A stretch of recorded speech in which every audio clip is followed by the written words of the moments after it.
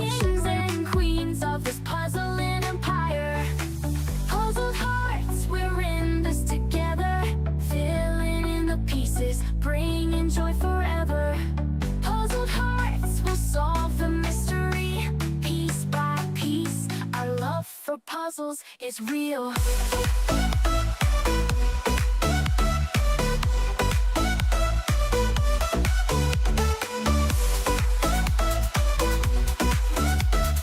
Piece by piece, our love for puzzles is real. Piece by piece, we compete. Jigsaw puzzle on repeat. Speed is key, gotta move fast. Put those pieces in the perfect spots. Puzzled hearts, we're in this together, filling in the piece by piece. Our love for puzzles is real.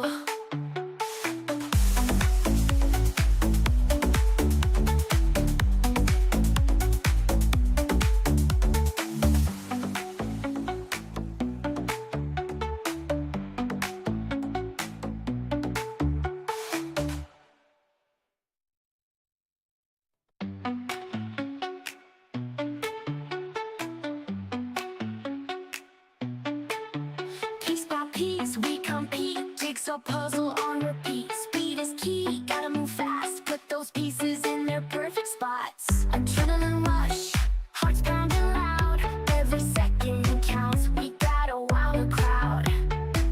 Fingers flying, hands on fire. We're the kings and queens of this puzzling empire. Puzzled hearts, we're in this together, filling in the pieces, bringing joy forever. Puzzled hearts will solve the mystery, piece by piece. Our love for puzzles is real.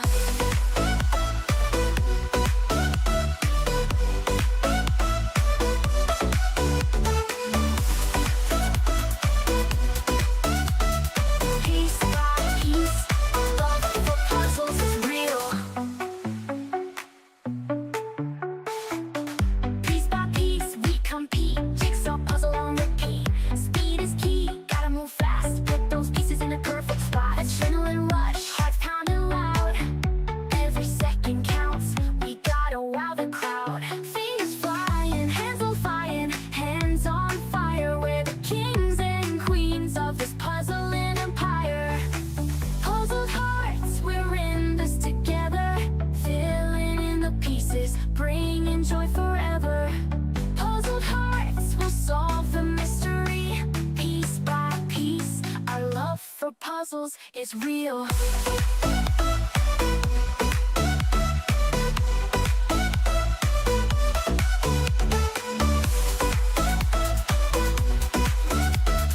Piece by piece, our love for puzzles is real. Piece by piece, we compete. Jigsaw puzzle on repeat. Speed is key, gotta move fast. Put those pieces in the perfect spots. Puzzled hearts, we're in this together, filling in the piece by piece. Our love for puzzles is real.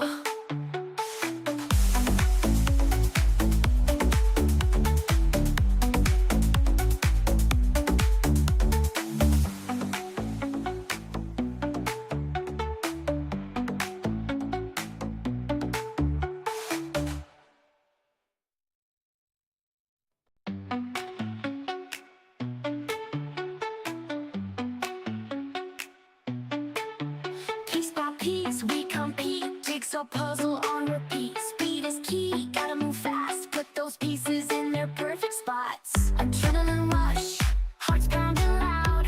Every second counts, we gotta wow the crowd. Fingers flying, hands on fire. We're the kings and queens of this puzzling empire. Puzzled hearts, we're in this together, filling in the pieces, bringing joy forever.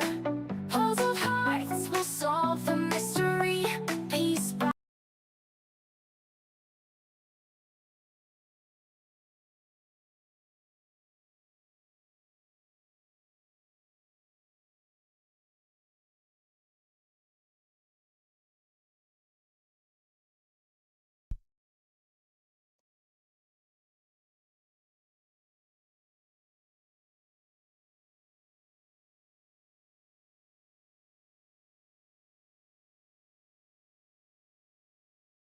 Greetings, everybody, and welcome to tonight's competition. I think I've remembered to turn the music off. uh, Welcome, Jim, my co-host for this evening. Hello there. I'm excited. Thanks for having me, Michelle. Yeah, it's going to be an awesome competition tonight. We have the 50 Plus Club battling it out with a puzzle of unknown brand and image. So we'll be doing a reveal in a few minutes. But yeah, if let's get a wave from all the participants to all the viewers at home. Yeah, give a big old hand waggle out on your screens. Let everybody know what your hands look like. Yes, There we got some nice nail polish there. Yeah, and greetings to those who are joining us on YouTube, Nikita, Lily, Pamela, and Sandra so far, and I'm sure we'll see many others joining us in the next few minutes.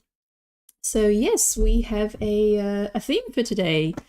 The theme is spreading the joy of puzzling, and we asked our participants in the registration form, do they bring puzzles to non-puzzling events and non-puzzling places? And have they converted anyone to puzzling in general? So not specifically speed puzzling, but have they converted people? So yeah, Jim, have you brought puzzles to non-puzzling places?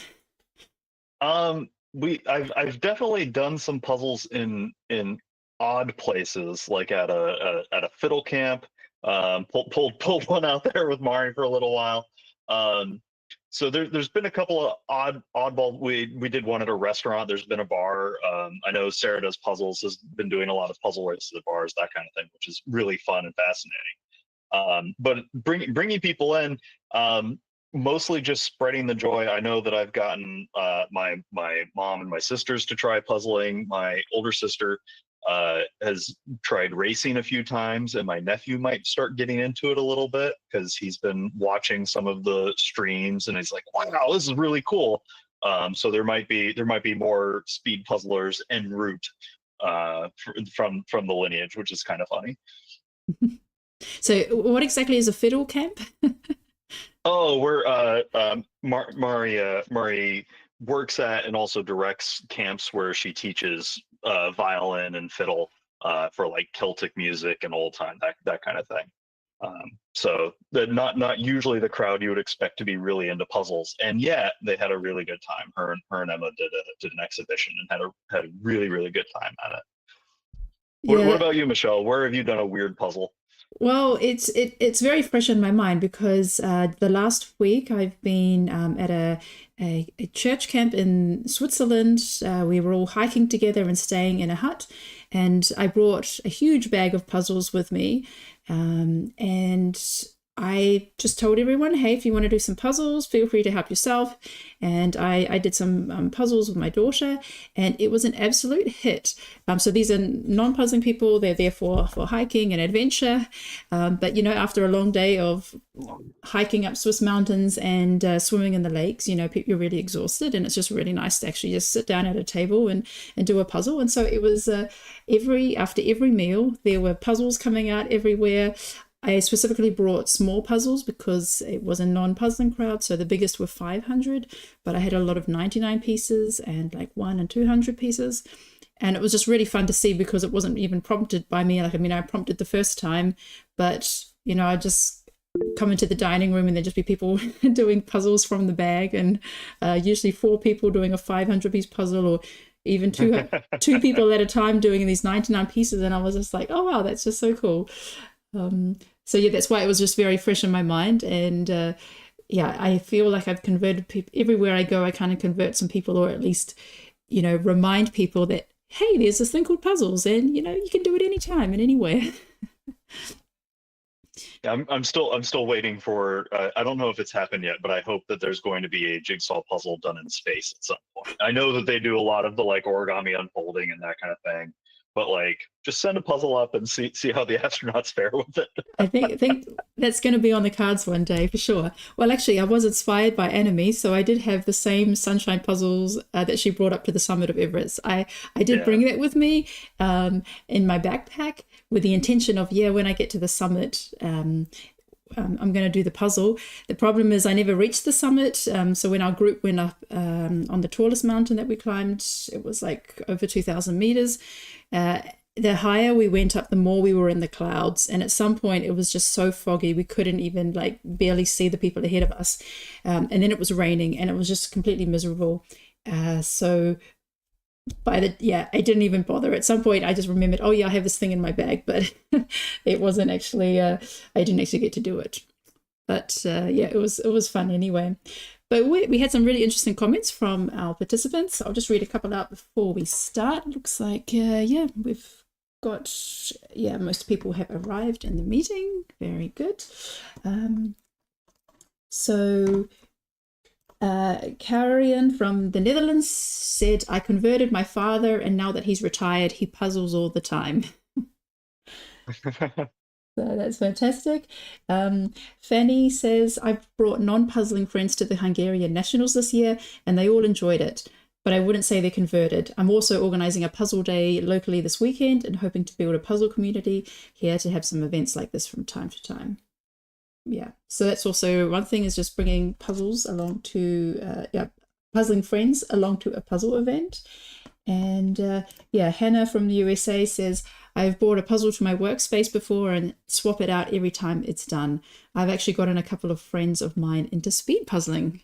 So that's pretty cool. So Hannah, there you go. Yeah, Hannah just finished her warm-up puzzle and looks like she's ready to go. So we're actually going to be interviewing 2 people later on who had something interesting to say. Abigail from the UK. I don't know if you saw my email, but I'd like to chat further with you, Abigail. And we also have Tulie from Finland who we'd like to chat. They wrote some really nice answers to the question.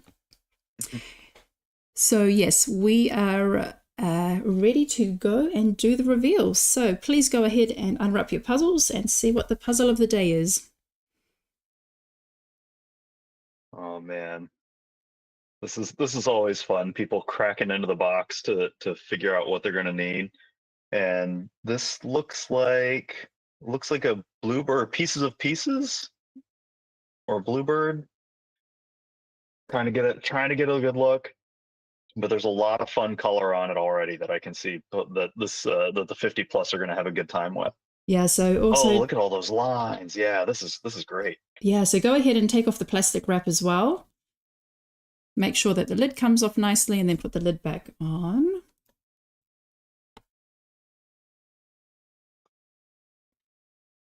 So there's some greetings in the YouTube chat. A lot of cheers for Vesna. Daria gets a shout out. Best of luck to everybody. Yeah, we always want to root for everybody all the time, and it's always great to have some specific people that you want to root for. So keep those shout outs rolling in the chat, folks. Yeah, that's awesome. So everybody has unwrapped the puzzle. Plastic wrap is gone. Okay, box back in the middle of the table, ready to go. And let's do a countdown in 5, 4, 3, 2, 1, go, everybody. And we are off on our 50 plus club Jigsaw Puzzle 500 individual. This is going to be a really good time. And this is a really great looking puzzle, Michelle. Can you tell us a little about it? Yeah, so just for those who are not familiar with the 50 plus club, this is for people who have not done 6 or more puzzles in less than 50 minutes. So these are the rising stars. And here we have Pieces and Peace. The puzzle is called Take a Walk in New York by the artist Lemistic.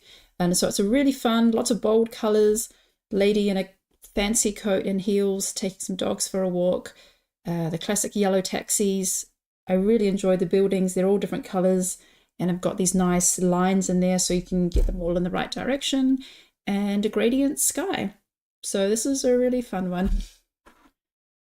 Yeah, this is an excellent puzzle. I mean, you can even see that the tree colors, usually trees give people a lot of difficulty.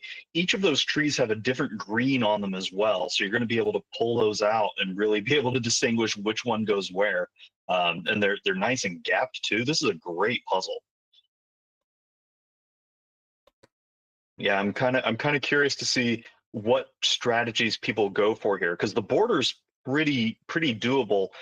Sometimes whenever you start out, there's that question of do the border or not. This is one where there's enough gradient along in that sky, and you can brute force the purple pretty well. The buildings are separated left and right, so there's not too much of a trip up there.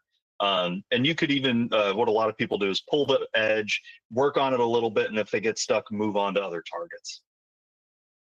Yeah, so on screen right now we have Aaron from the UK. So he says, just leave a half-finished puzzle at a friend's house. That works 100% of the time. Also, doing puzzles on ferries and trains seems to attract attention. So that's his way of spreading the joy of puzzling. We also have Abigail from the UK. And she has something really interesting. She said, I started a monthly pairs speed puzzle in our family's board game cafe. So I really want to know about her board game cafe from her family. Yeah. We now have a wonderful group of puzzlers who turn up every month, some with the goal of just finishing the puzzle. I love seeing people bring their non-puzzling partners and friends down to have a go, and some of them definitely got hooked. I regularly take a puzzle to the cafe and people stop and ask questions.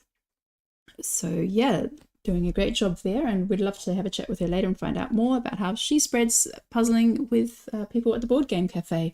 We also have with us Agnes from France, Amy from the UK, Anna A from Cyprus, and Anna R from Sweden. Yeah, and look at how quickly the flip is going here. You know, we say it all the time, even though you're in the 50 plus club, getting a puzzle done in the time limit is still a huge win. And these folks are really fast. You can see Aaron is almost done with the flip and sort. There is maybe about 30 pieces or so left to get under at the 3-minute mark. Which is really phenomenal. Anna looks like is doing that rainbow setup for the sort pile, still doing the flipping. I haven't seen anybody do a major sort up front yet, but it seems like there's a lot of control and piece management, as we call it, of making sure you know where the pieces are going to end up and going as you get kicked off here. Yeah, there's some really nice colors in here. So I could imagine that this might be one where people sort. I think we could write more we'll see some nice rainbow spreads after the flipping stage, when people start to set up their table and get their table set up. Yeah, we have a nice cameo from Connie's cat. Hello there. Testing out the box. A cat meow. No, more interested in the pieces walking around the back. Oh, hope the cat doesn't knock over the box. Oh, there was a flash of the table there. All right, we also have with us today Anna Benoit from France, Barbara from Austria, Birgit from Germany, Karine from the Netherlands, Claudia from Germany, and Connie from the Netherlands. Yeah, and you can see Bridget here doing that big sort up front. You know, big sorts are always high risk, high reward, because if you can really distinguish where those groups are and then sort of zipper them together, then the sort up front pays off. It's slower on the initial flip. It usually takes people, over 6 minutes to really start puzzling whenever they do this big sort, but it can save them time down the line. It's really a game of how accurate that split is and how much differentiation you end up doing in the process. So Bridget might have a slow start to getting pieces together, but that big sort's gonna help her out down the line. Claudia doing a really good job. You can see that she's pulled those edges over to her right hand side. That left hand has that rainbow style shape for the rest of the pieces. Carleen, sorry, has done the border pull and is starting to work on that frame, getting those pieces in little by little. Connie doing an excellent job, has a few more pieces to finish up here as we cross the 5-minute and 35-second mark. And It looks like Barbara has all the pieces flipped and is doing a little bit of a pull for which target she's going to work on along with Anne. This is a really good start for this group. Yeah, so Birgit also has also always has her trays at hand, and you can see she really likes to do the sort up front and take the time to make those little rainbow piles. So Connie mentions that she competed in the nationals, so the Dutch nationals with colleagues. So that's also another way to get people involved, is just to say, hey, will you be on my team at the nationals, even if they know nothing about it. But that sounds really fun. All right, let's see who else is puzzling with us today. And yeah, an interesting comment from Victor is that the sky has a gradient, but the white shapes are going to trip people up. Yes, I will admit that the sky, I found, the sky and the trees are a bit harder. There is that gradient sky. You have like a moon, even though the moon is it a moon or is it a sun? Anyway, there's an orange sphere in the sky that really stands out, and then there's a white star, but then you have like these white streaks going across the sky, and they're all kind of going in the same direction. So yeah, I think that is a fair assumption that might be an area that people may trip up on. Yeah, and this particular art style where it's this kind of brushstroke look can cause a little confusion on the orientation of where the pieces are. I think a lot of the clever puzzlers are going to be able to break this down into chunks, and you might see people gravitate towards the buildings or getting those really either the dark blue building down, the Empire State Building, and the one next to it there. They're probably going to do those ones first. Maybe that fire hydrant and the woman in the red jacket will go early. And I could see somebody. I hope somebody uses those dark pieces as well to get the bus lined out and those taxi cabs, because there's not a lot of just black pieces in here, so somebody might be able to jump on those. Yeah, because the only black pieces are the woman's hair, the black tires of the and also the black windows. So the windows of the bus and the taxis are black. But yeah, as you say, there's not that many dark pieces in this puzzle. Yeah. So on screen we have David from Spain, Daria from Denmark, Dora from Switzerland, Alina from Latvia, Eliska from Czechia, and Eric from the Netherlands. And we can see, yeah, a few borders coming together and some yellow taxis. Yeah, it's cool. It's cool watching Daria puzzle, because what she does, instead of doing a really big, all the borders over here, all this, sort of splitting very dramatically, she does this cluster, and it looks like it's chaotic, but it's very controlled. You can see that she has some of the border on the left, some of the border on the right. She's building things in place without having to retouch the pieces a whole lot. You can see that purple, one of those purple skyscrapers coming together a little bit, is doing some of those yellow taxis, I believe. And then they're just going to slide around. It's really interesting watching her puzzle and hop from project to project without necessarily having a separate build area. That's a little different from Eliska, who has a very defined build area where she's putting that border, has it almost done, and then more of the pieces over on the left-hand side. We can see Elena also going for that purplish building. I think of it, it reads a little dark.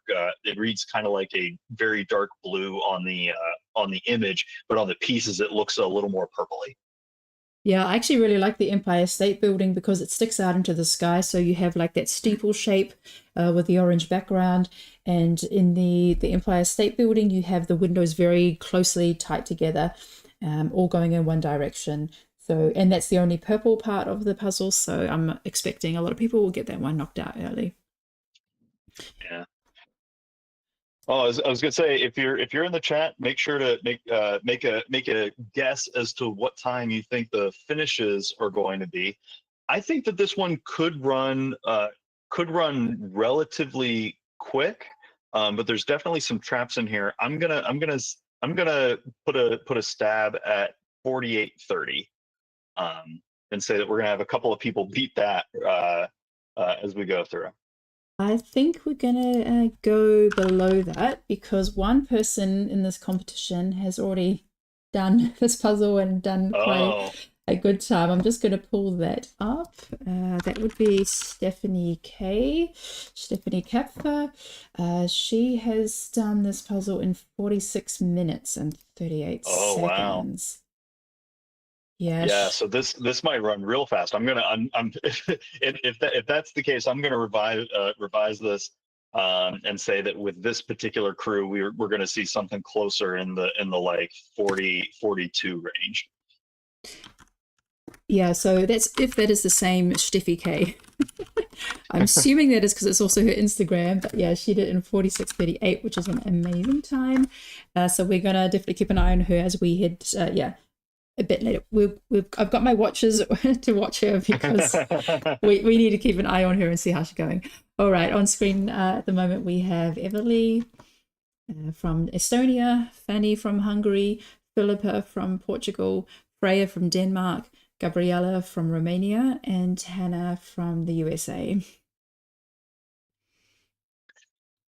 And Hannah recently was at the Portland Jigsaw Masters, and did an interview on there. Really fantastic. You'd see that she is almost has Hannah almost has the full border done. Usually on a 500 piece puzzle, you have 86 pieces in the outside frame. So that gives you a pretty good idea that you're about 12 to 15 between 10 to 12% done with the entire puzzle at that stage, which is really good progress here as we come up on the 12 minute and 30-second mark. Just getting 1% of the puzzle done every minute is pretty impressive. I'm going to correct you there, because you said that during the Portland Masters commentary, and I was like, no, I think it's more than that. So I just double checked. 86 pieces of 500 is 17%. There we go. Thank you for math. 17.2%, yes. So as you say, getting that out of the way is a big chunk of the puzzle, even though it doesn't look like much because it's so empty, but it is actually a decent amount.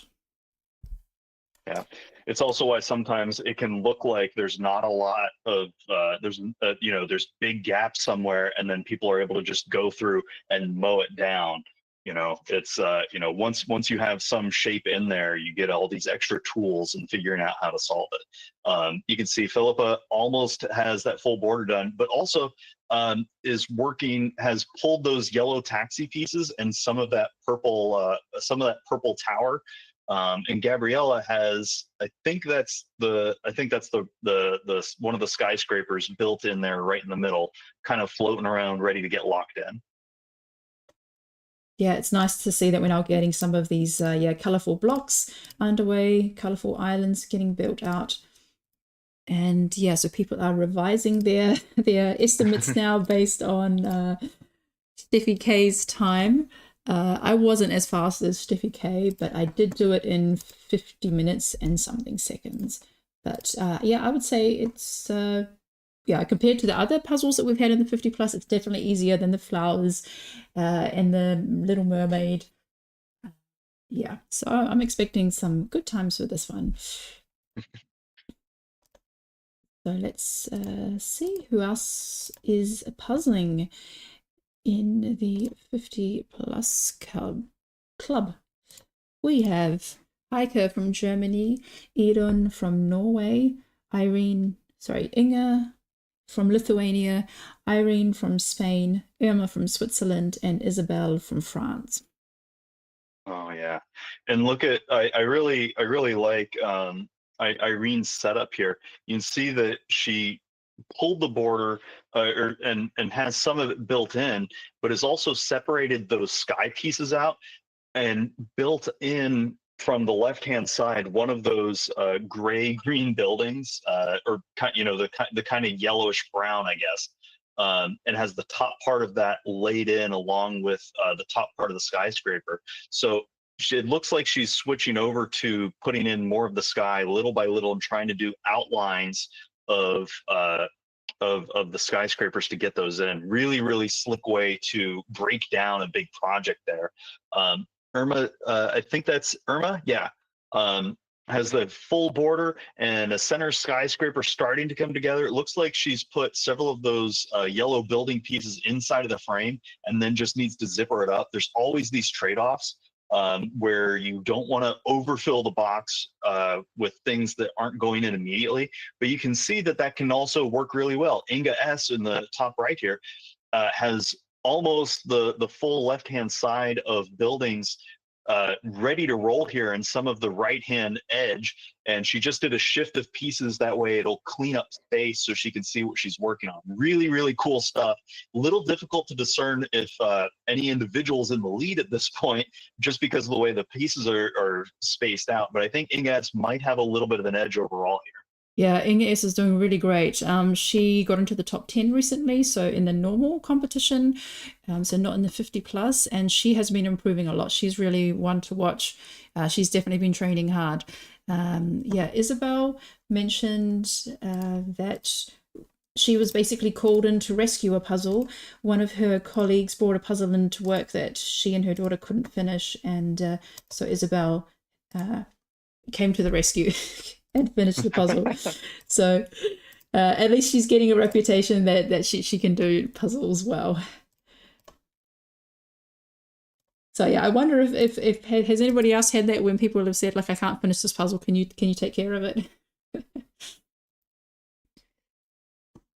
So we've got on screen now, we've got Janine from Germany, Jenny from Finland, Joanna from Poland, Jody from the UK, Yona from Finland, and Judith from Germany. And we've got some nice overhead the head views there. That's looking really pretty. Always love the top down. It's the most cleanest view of what's going on. I appreciate the hand wave, Jenny. Letting us know. But you can see Jenny's done a really cool job here. Has the full border. You can see that taxi is coming together and has some of that purple skyscraper. Again, sometimes the colors read a little differently on different screens here. Which is really, really fun, is that something you have to like adjust what you're playing with a little bit. Joanna K, Joanna has full border. It looks like she's pulled the that upper left hand side building, but it needs to get worked on. So she's doing this secondary sort, which can cost a little bit of time early on if because you're touching the pieces extra time, an extra amount, but it's also setting you up to just go in and zipper them through.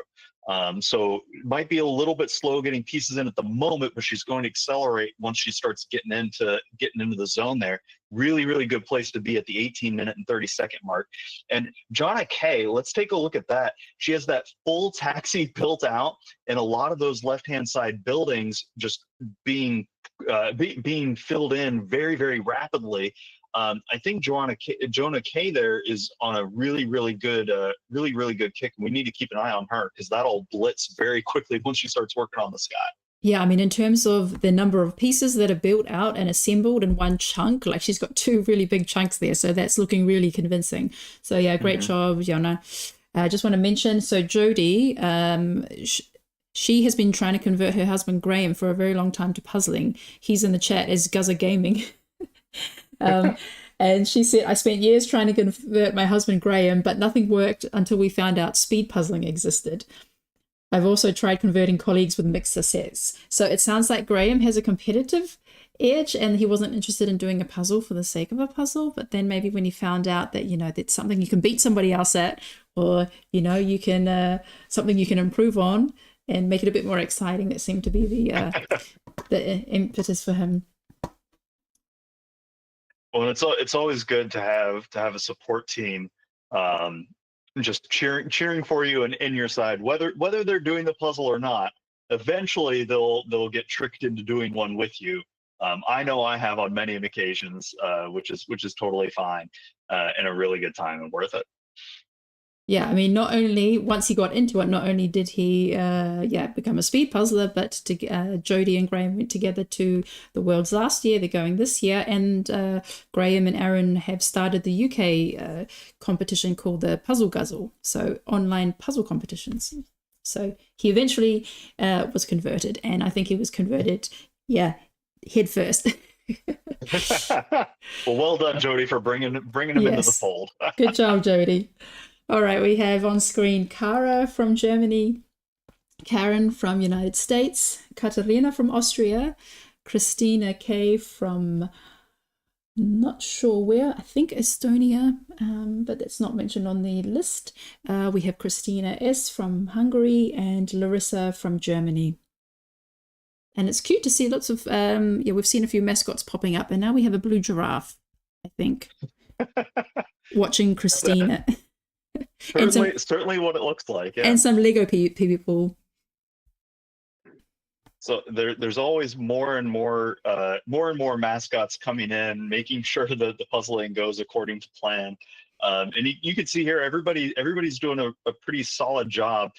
Christina K here has some of those buildings mapped out. It looks like she has the border pulled off to one side and is working on a little project outside of the build field and will airdrop it in.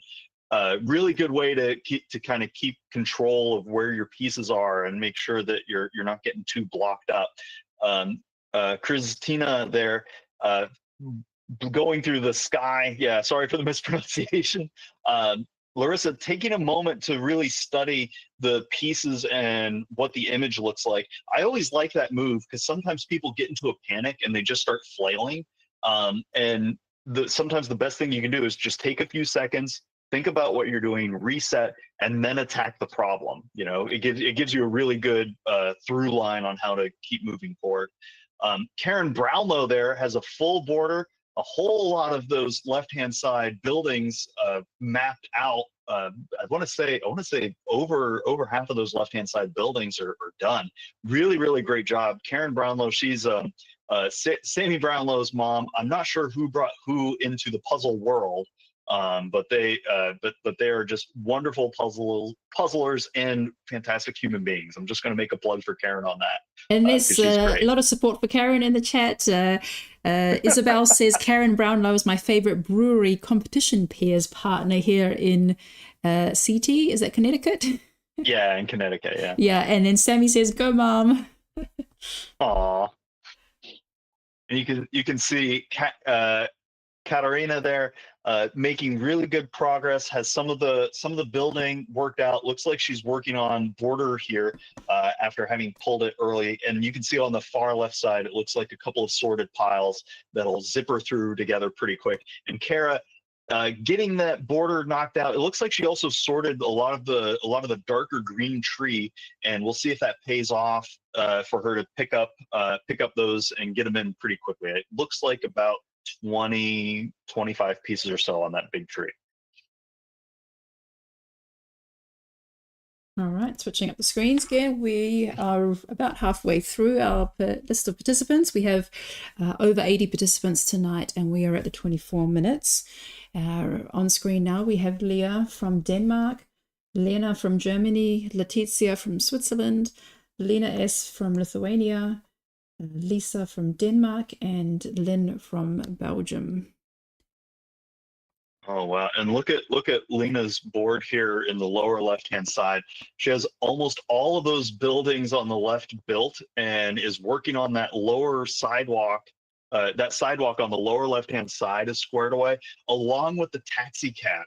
I think a lot of people shy away from dark pieces because in most other puzzle realms, if something's black, it's muddy and you're not sure where it goes. Here, because it's one of the fewest colors that you can see, I really like it whenever puzzlers go after that low-hanging fruit that's going to be pretty straightforward to discern. And you can see that she's knocked those out and is working on that lower border, and I think she's going to try to sandwich it in from the bottom. Or may try to brute force the top and then go from there. Really, really cool to see. Leah off to making some good progress there. You can see she's sorted out those sky pieces to be that like lighter pink with some of those white streaks. And it looks like she's also pulled some of the green building and separated a lot of that around. So making good work there. Lena has a full border, has that purple skyscraper in. You can see that she's doing that old school like Worlds 2023 Kristen Tove style of one-handed puzzling. just grabbing them out of that big that big sorting tray, one piece at a time, sinking it in. Letizia has that full sky done. Not easy to do. Victor mentioned it earlier. Those white streaks create a duplication where you're not always sure where which piece is going to go. That gradient seemed to have helped a lot. She has the left and right hand side borders down in the full top sky, and Lynn is doing an excellent job finishing up that lower sidewalk end. I'm kind of surprised because that sidewalk looks tricky, but she is just making excellent time getting through there and leaving lots of space for the pieces to sink together. Yeah, Leticia doing a great job there, having done the sky first. A lot of people have starting in the middle or on the left-hand side, so it's always interesting when somebody tackles, one of the harder sections earlier on. But as it is a portrait puzzle, it is, often good to get that, do the top part first and then work down closer towards where you're working. So I just want to mention Lynn, from Belgium. She said that she was planning to bring some mini puzzles to make puzzle chess at a game night. So that's another way to spread the love of puzzling is, set up a mini puzzle chess competition. And I think a lot of times starting people on a very small piece count, just so that way they can get the feel without getting overwhelmed, can be a nice little Trojan horse to bring them into the puzzling world. Yeah, actually, two other people who were just on the screen a minute ago, they also said they used 99 pieces, so maybe that's a magic number. Lena uses 99 pieces at work, then she can easily do them during a break or between meetings. And Lisa has brought 99-piece Ravensburger to work, just so that people can just try it out, just on a small number. So that's a good way to get people involved. So on screen right now, we have Lynn from the UK, Margriet from South Africa, Maria from Finland, Mandy, top left is Mandy from the Netherlands, and then bottom left is Maria H from Finland. Then we have Maria R from Slovakia and Maria TV from Sweden. All the Marias are doing wonderfully. You can see Maria TV has the taxi cab and the bus built out, along with those skyscrapers on the left-hand side. I think we're going to see that being the common theme for all the Marias here, of that left-hand side being a little easier than the right because of those trees blending in with each other quite a bit. But I'm surprised at how few puzzlers end up going for that blue tower on the right hand side early on as sort of its own little project. But you can see that Maria R has almost has that the blue bus, the yellow taxi, the whole left hand side, and is working down at the bottom, a full border. Maria R really ahead of some of the rest of the field here, doing an excellent job. And you can see that she's used that rainbow split up high for a lot of the sky pieces, and all of those tree pieces are on the left-hand side, and they're going to end up on the right. So she might lose a little time there in the transfer, but if they're separated out a little, it's going to do her good. Maria H, getting those buildings in, you can see her fingers moving pretty rapidly. She's starting in on those trees. And is going to, there we go. You can see her hands moving pretty quickly, and they are all just moving pretty rapidly. I'm kind of shocked that this is the 50+ club, given the progress that we're seeing so far. I think they're doing amazing. We're just coming up to the 30-minute mark, and we can see some really big sections built out. It looks really good with the Marias, looking fantastic there. So I'm just leaving Mandy on the screen a bit longer. She's not at home. I'm not going to say where she is, but she's puzzling from a very unusual place today just because she did not want to miss out. So maybe you can have a guess where she could be puzzling. That's not at home. And that's the third Inga, that's the third Sino sister. There's Inga, Ellen, and now we have a nice picture of Mandy. But yes, she's also doing a great job there. And we'll keep on moving because I need to get closer to Stephanie K and see what she's up to. If you're in the chat, make a guess as to where you think Mandy is puzzling from, because I'm not entirely sure. I think we have had some doesn't pretty. Look like a submarine. We have had some. That's a good guess, actually. That would be pretty cool. We have had some very interesting places. We've had people puzzling on floors and at airports. at hotels. Yeah, and even at a school party. So we can extend the list of interesting places to do a speed puzzling competition. So we also have with us Marina from Sweden, Melly, that's Sanna from Finland. Then we have Michael. Sorry, just lost my space. Michael from Poland, Muni from Germany, Nadia from Indonesia, and Nadine from Germany.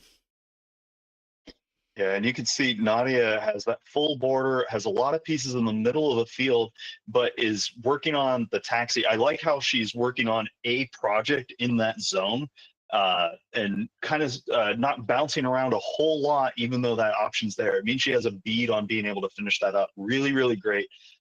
Nadine has that lower left-hand corner built out. I think that lower sidewalk is going to be tricky for a lot of people, and that's why they're avoiding it. But you can see Mooney has that whole top sky knocked out. I think there's like two, maybe 3 or 4 pieces kind of needing to get filled in, but those are going to be real quick once she's got her hands on them, considering what that looks like. Very, very well done. I think that's Michael in the upper right-hand side. Big sort between the different trees and the buildings. You can see those buildings are done at the very top of the screen there. So a little more ahead than what it looks like initially. Are you sure that this is the 50 plus group, Michelle? I know they're doing amazing. There's some people who have since purchasing this puzzle, they have graduated from the 50 plus club, including Steffi K. So this is probably Steffi K's last competition in the 50 plus club. So I'm hoping she goes out with a bang. Yeah, Guzzer is saying maybe it's Mandy is puzzling from space. Oh. It could be on the inside of the space station, International Space Station. And Zelos says that Daria tried so hard to get me into speed puzzling. My best 500 piece time was around 3 hours. I have the biggest respect for all you speed puzzling geniuses.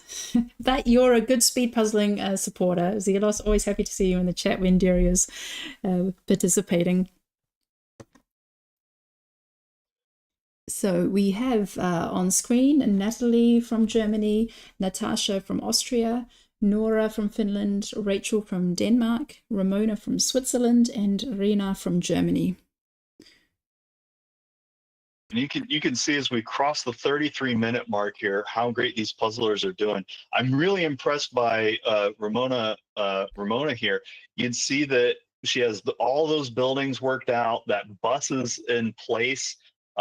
There's she's got that almost the full border, the taxi cabs in, and so now she's going to be able to use that center anchor and work her way into those other zones and be able to use the shape of the piece as an extra bit of information in order to go a little quicker. You can also see that her physicality picked up here. Anytime you see a puzzler go, oh, I know what I'm doing, their hands move that a little bit faster, and you can tell that they're getting excited as they come into closing out a big section. Really, really great.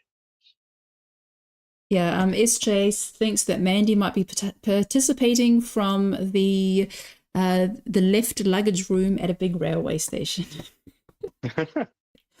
I like the specificity on the left side, not the right.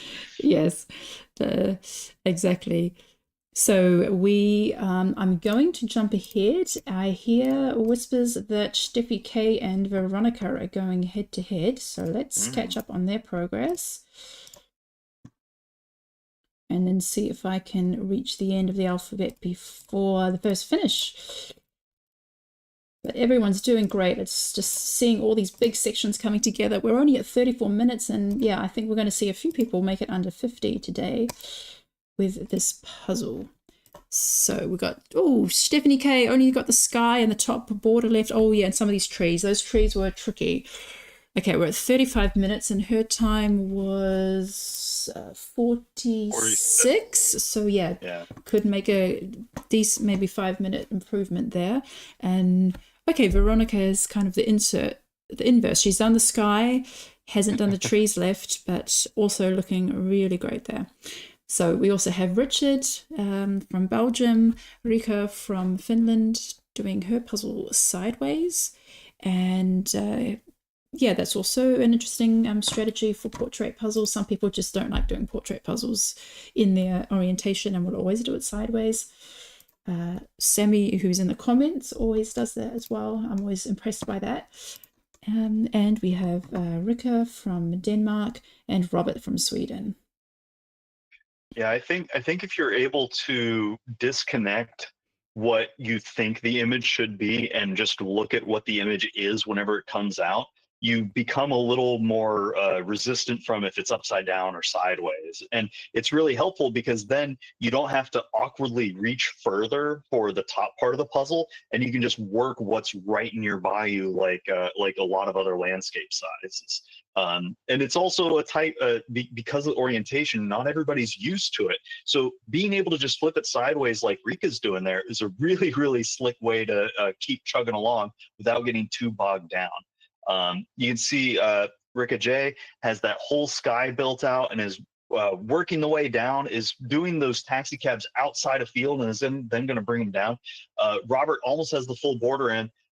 Richard doing a great job finishing up that left-hand side of buildings, but we really are looking at Stephanie K and Veronica. Stephanie K has the middle of those trees to fill out and then going to the sky, whereas Veronica has all the sky and needs to finish connecting the lower part of this. I think Stephanie K is ahead at this stage, but Veronica has a really good physicality whenever she comes into a close that she has control on, and she might be able to do some catch up, but this will be pretty close. Yeah, but also Rika from Finland is doing really well because she's got the top border done and just has the gap of the sky and the gap of the trees.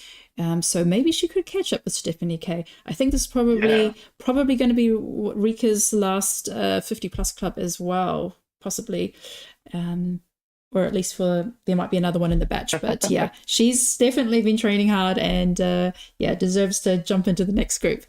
All right, so I'll leave Stephanie K and Rika on screen for a bit longer. But yeah, Robert's also doing fantastic. He's also closing in. We will come back to them. Let's see if I can introduce everybody else before the time runs out. Cutting it close. We're getting close. All right. We have Ruth from Switzerland, Sandra from Peru, Sana from Finland, and Sarah from Spain. And I just want to mention Sarah. I like what Sarah said. She says, "I'm raising my kids to be speed puzzlers." I've recently created an account on my speed puzzling for my daughter. So on my speed puzzling website for her daughter, and now her son, who's 5, also wants to have an account on myspeedpuzzling.com. That's fantastic. So you're raising peers and teams, partners. You can see Ruth there. Has like a lot of these other puzzlers, that whole left hand side is built out and is now getting into the trees in the sky. I think there's a little bit of bust left, but she's going to come crashing in. I think Ruth's going to be able to go sub 50 here as well. Sarah here, if she really pushes the next couple of lines, she's also going to be able to go sub 50 without too much trouble. I know that some people really gravitate towards gradients, some people shy away from them. So it'll be a little close, but you can see that most of that bottom's done, and as soon as a piece is in her hand that can sink in, she's going to be able to drop it and go. Sana doing an excellent job here. That sidewalk line work can be really tricky because of how it's duplicated in that lower right hand side, but she's already built it out and is now going to be able to typewriter her way up to the top. You can see that those taxi cab pieces are put on a separate sorting board, so that way she can start working on those right away whenever she gets around to it. Sandra doing an excellent job on that whole bottom. And really just a few handfuls of maybe about 100 pieces behind where Rika and Stephanie are in terms of catching up to that middle. Stephanie just did a big drop of trees right into the middle there. So now any green piece that she picks up, she's going to be able to sink in really fast because that shape work is already there for her, and she's going to be able to clean up those trees so fast and then get up into the sky. Rika, on the other hand, is finishing up the sky and then going down to the trees. They're kind of neck and neck inverted on how they're going to approach this. This is really exciting. Yeah, I'm just moving along quickly. I've just put Maria R back on the screen. She's only got the sky left to go, so doing really great there, Maria R from Slovakia. So on screen right now we have Salma. She's also coming into the close. Also just got sky and trees left to do. So it looks like those are the two places where people will be finishing. We also have on screen Celia from Norway and Siobhan from Ireland, also making great progress. But I'm just gonna keep on. Shuffling along, I think so. I think at what we can see, Stephanie, Rika, and Maria are in the lead, but Barbara is also doing well. Let's just check in there. Oh, yes, just so she's turned her puzzle upside down, is now doing on the sky, and I'm going to race ahead to, we have Steffi H and we have Tulie. Hello, there we go. Steffi H is from Germany and Tulie is from Finland. Yeah, it's really picking up. We're at 41 minutes, so really picking up the pace here. Doing fantastic, everyone. We also have with us another Tulia from Finland and Valentina from Belgium. And yeah, so it looks like, yeah, Valentina's doing fantastic. She's also done all the road and the middle section, just heading into that top right-hand corner. And yeah, Tulia has also got a lot done. But it looks like it's going to be between Barbara and Maria at this point. I think so. Yeah, coming into the last chunk of things here. Barbara has, I want to say, maybe about 30 or so pieces of sky left. Maria slightly ahead. We're going to see who's going to have the physicality to burst ahead here coming into the final finish. Barbara flipped the entire puzzle upside down, which I think is a great move because then the pieces are right by where she needs to work. Maria, on the other hand, reaching over the table and above where the puzzle is, might be getting her back hurt a little bit. You know, we always talk about stamina, both mentally but also physically. That goes a long way. You can see that Barbara can tell that the end is in sight, and so she's using mostly her right hand. I don't see a lot of left hand movement there, but she picks one up and kind of holds on to it. And now she's transitioning over to just taking one piece and sliding it all the way across from one side to the other to sink it in. She's not going to put any pieces back down. Maria sort of hitting a wall, but being very technical and methodical. I think Barbara is ahead here by just a few pieces. This is going to be a nail biter. I know people paid for the full seat, but you only need the edge of it here as we come into the close of our 50 plus EJJ competition. We're coming up on the 43-minute mark. Are either of them going to be able to keep it under 44?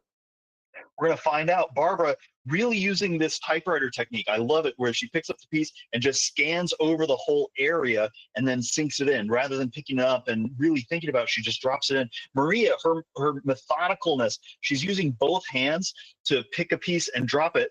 Both hands putting pieces in very quickly. You can see that Maria is picking up space. Maria's down to about 5 pieces here. Barbara has about 1, 2, 3, 4, 7 or 8. I think Maria's taking the lead. Maria gets those last 2 pieces in, has a few more in her hand, but she's going to be able to sink it. And Maria hits the done button. Congratulations, Maria, finishing strong in first place. Yeah, congrats, Maria. And so close, Barbara. Well done. Barbara, just a few seconds behind. Congratulations. Both under 44 minutes. Absolutely wow, fantastic. Barbara, do you have a missing piece? Oh. But Veronica is on Barbara. Veronica is coming into the close. Just 20 pieces of the sky left. And Go, Veronica. And then it's going to be a race between Salma and Rika to finish off the trees. But an amazing time. Wow, 44 minutes. Wow. This is really, really impressive. And Irene Rodriguez snuck in under the radar. Wait there. I don't even know Irene. She's never participated before. Wow, fantastic. Under 45 minutes. Congratulations, Irene. Sorry I didn't see you on the roster, but you got in there in the top slot under 45 minutes. Really, really fantastic. I think Verilens is getting ready to done. Rika and Stephanie pushing fast to see who can get those skies done.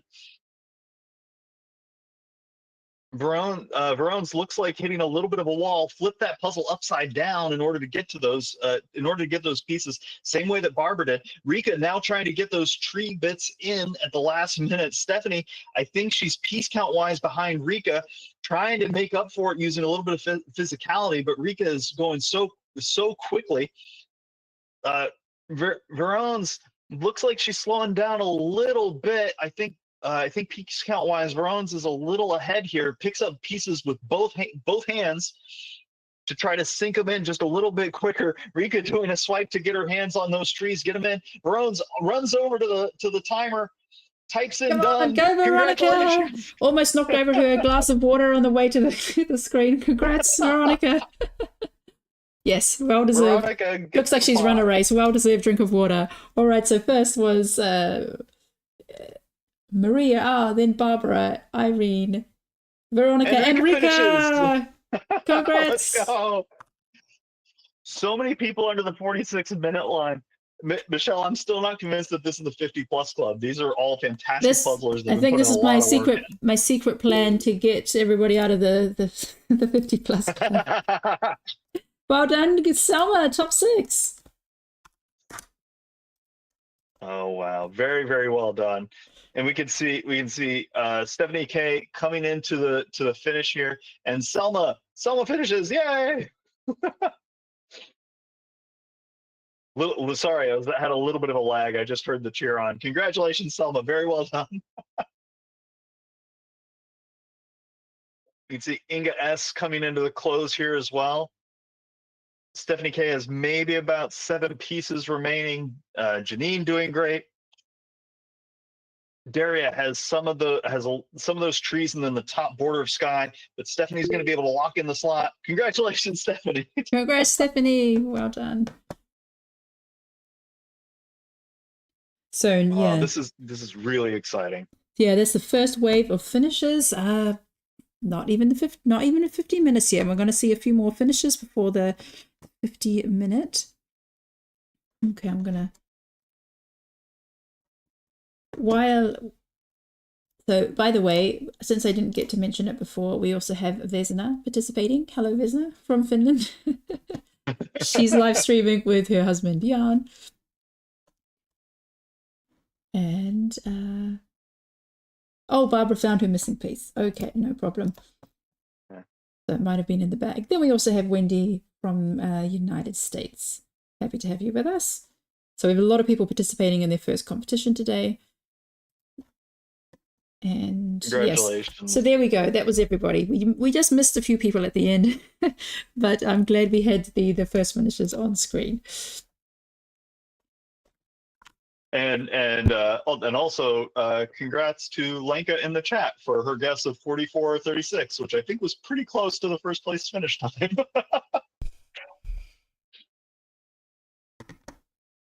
This is really impressive. You can see Daria finishing up, getting those trees in, swipes those sky pieces over. Janine working only on those trees, trying to get them in. It depending on your lighting, the background of those, whether the real bright greens or dark greens get in. And Robert Atkinson slips in under the radar. Congratulations, Robert. Very well done. Yeah, we also had Veronica just slip in there as well. So the thing is with the 50+ club, because we are not so familiar with everybody, it is a lot harder to catch the finishes, and it's also very unpredictable. So unfortunately, we're sorry that we just missed some people there, Robert and Irene and Veronica from getting a finish on screen. And Inga finishes. Congratulations. Well, this is one of the things that I love about the 50+ puzzlers is that there's so many excellent puzzlers in here that get their opportunity to just go as fast as they can and show off a little bit, and we can get excited about them, and then they get to be on everybody's radar, which is really, really wonderful. I'm just thrilled and wildly impressed that we're not even at the 50-minute mark just yet, and so we've had so many finishers. This is really exciting. Yeah. We might have to make another club, the 40+ club. Yeah, because now we have a lot of people closing in. Janine has just got a handful of Freya, Daria, Ruth S, and in a couple of minutes, Philippa and Letizia. So everyone's doing fantastic. So we just crossed the 50 minutes and Janine comes into the finish. Well done, Janine. Congratulations. And if you're in the chat, cheer people on, whether you know them or not. Yeah, there's so many names here that are unfamiliar to me, so it is really hard to gauge them. I mean, when we do the regular competitions, of course, we have about 20 people. Well done, Ruth S.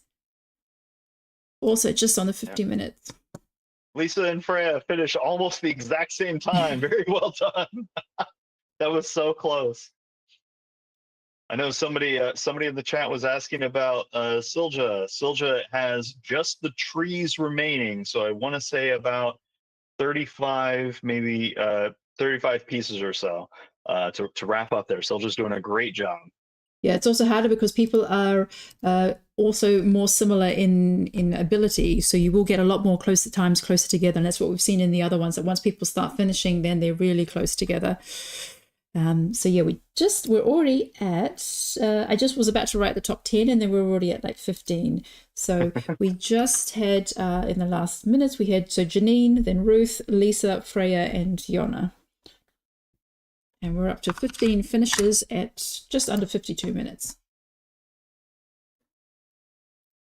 And congrats to all of them. We can see Daria coming into the final bit here, brute forcing that top border and then going to link it in very, very quickly. Philippa close to getting the inside part of that sky wrapped up. Sandra feels the end of the puzzle coming. You could see her physicality pick up so rapidly to try to get that tree line in. Silja doing excellent getting those in. Abigail being very methodical on that upper right-hand side, working on the sky, and Letizia finishing up on those trees. Really cool to see how people are approaching this. But Daria and Philippa are about even. I think Daria is going to have an easier time with just those borders being able to sink in here. She's down to the last 6 pieces or so. It's a little hard to estimate and count because second thing to go is your eyesight. And Daria finishes. Well done. Congratulations. They're just and flying. Rachel Lundvig right behind. So many fantastic puzzlers in this group, and it's heartening to see how fast people have gotten and how many people are coming into the sport and getting more excited about it. You have so many people that try out different puzzles and need to get a feel for what they are really good at and what they're strong at, so that way they can really harness their abilities, and they're just getting better and better all the time. You can see the average time going down over the years, which is really fun to watch. And Jody Parker sinks in. There's going to be a lot of finishers that are just under our radar that we're going to try to catch up to. So Jody is done. Philippa, yeah, if you have a piece missing, please send us a photo. Just email it to us at info@speedpuzzle.eu. But yeah, just straight after we had Daria, Rachel, Jody, and Philippa. And we have another bunch. So now they're just rolling in one wave after another. Oh yeah. And you can see that there's a lot of people finishing now that are all pushing to get themselves out of the 50+ club, right? They're all training and practicing to get a little closer, just that few extra seconds closer to the 50-minute mark. And everybody that's finishing now is right on the cusp of being able to do that and do it consistently. So you may start running out of people to be in the 50+ club before too long, Michelle. So everybody, sort of as the theme is today, try to get a couple more converts to the puzzle cult. That way, we have new people coming in and more people moving up and just getting faster and having fun all the time. Really, really fantastic puzzling, everybody. Congratulations. Yeah, we have just people, everyone on screen just has like seconds away, and I can't switch up the screens, but I see other people are finishing. So we also had Celia finishing. But yeah, everyone's just doing so well. So it looks like it was a good puzzle choice for the 50+ club today.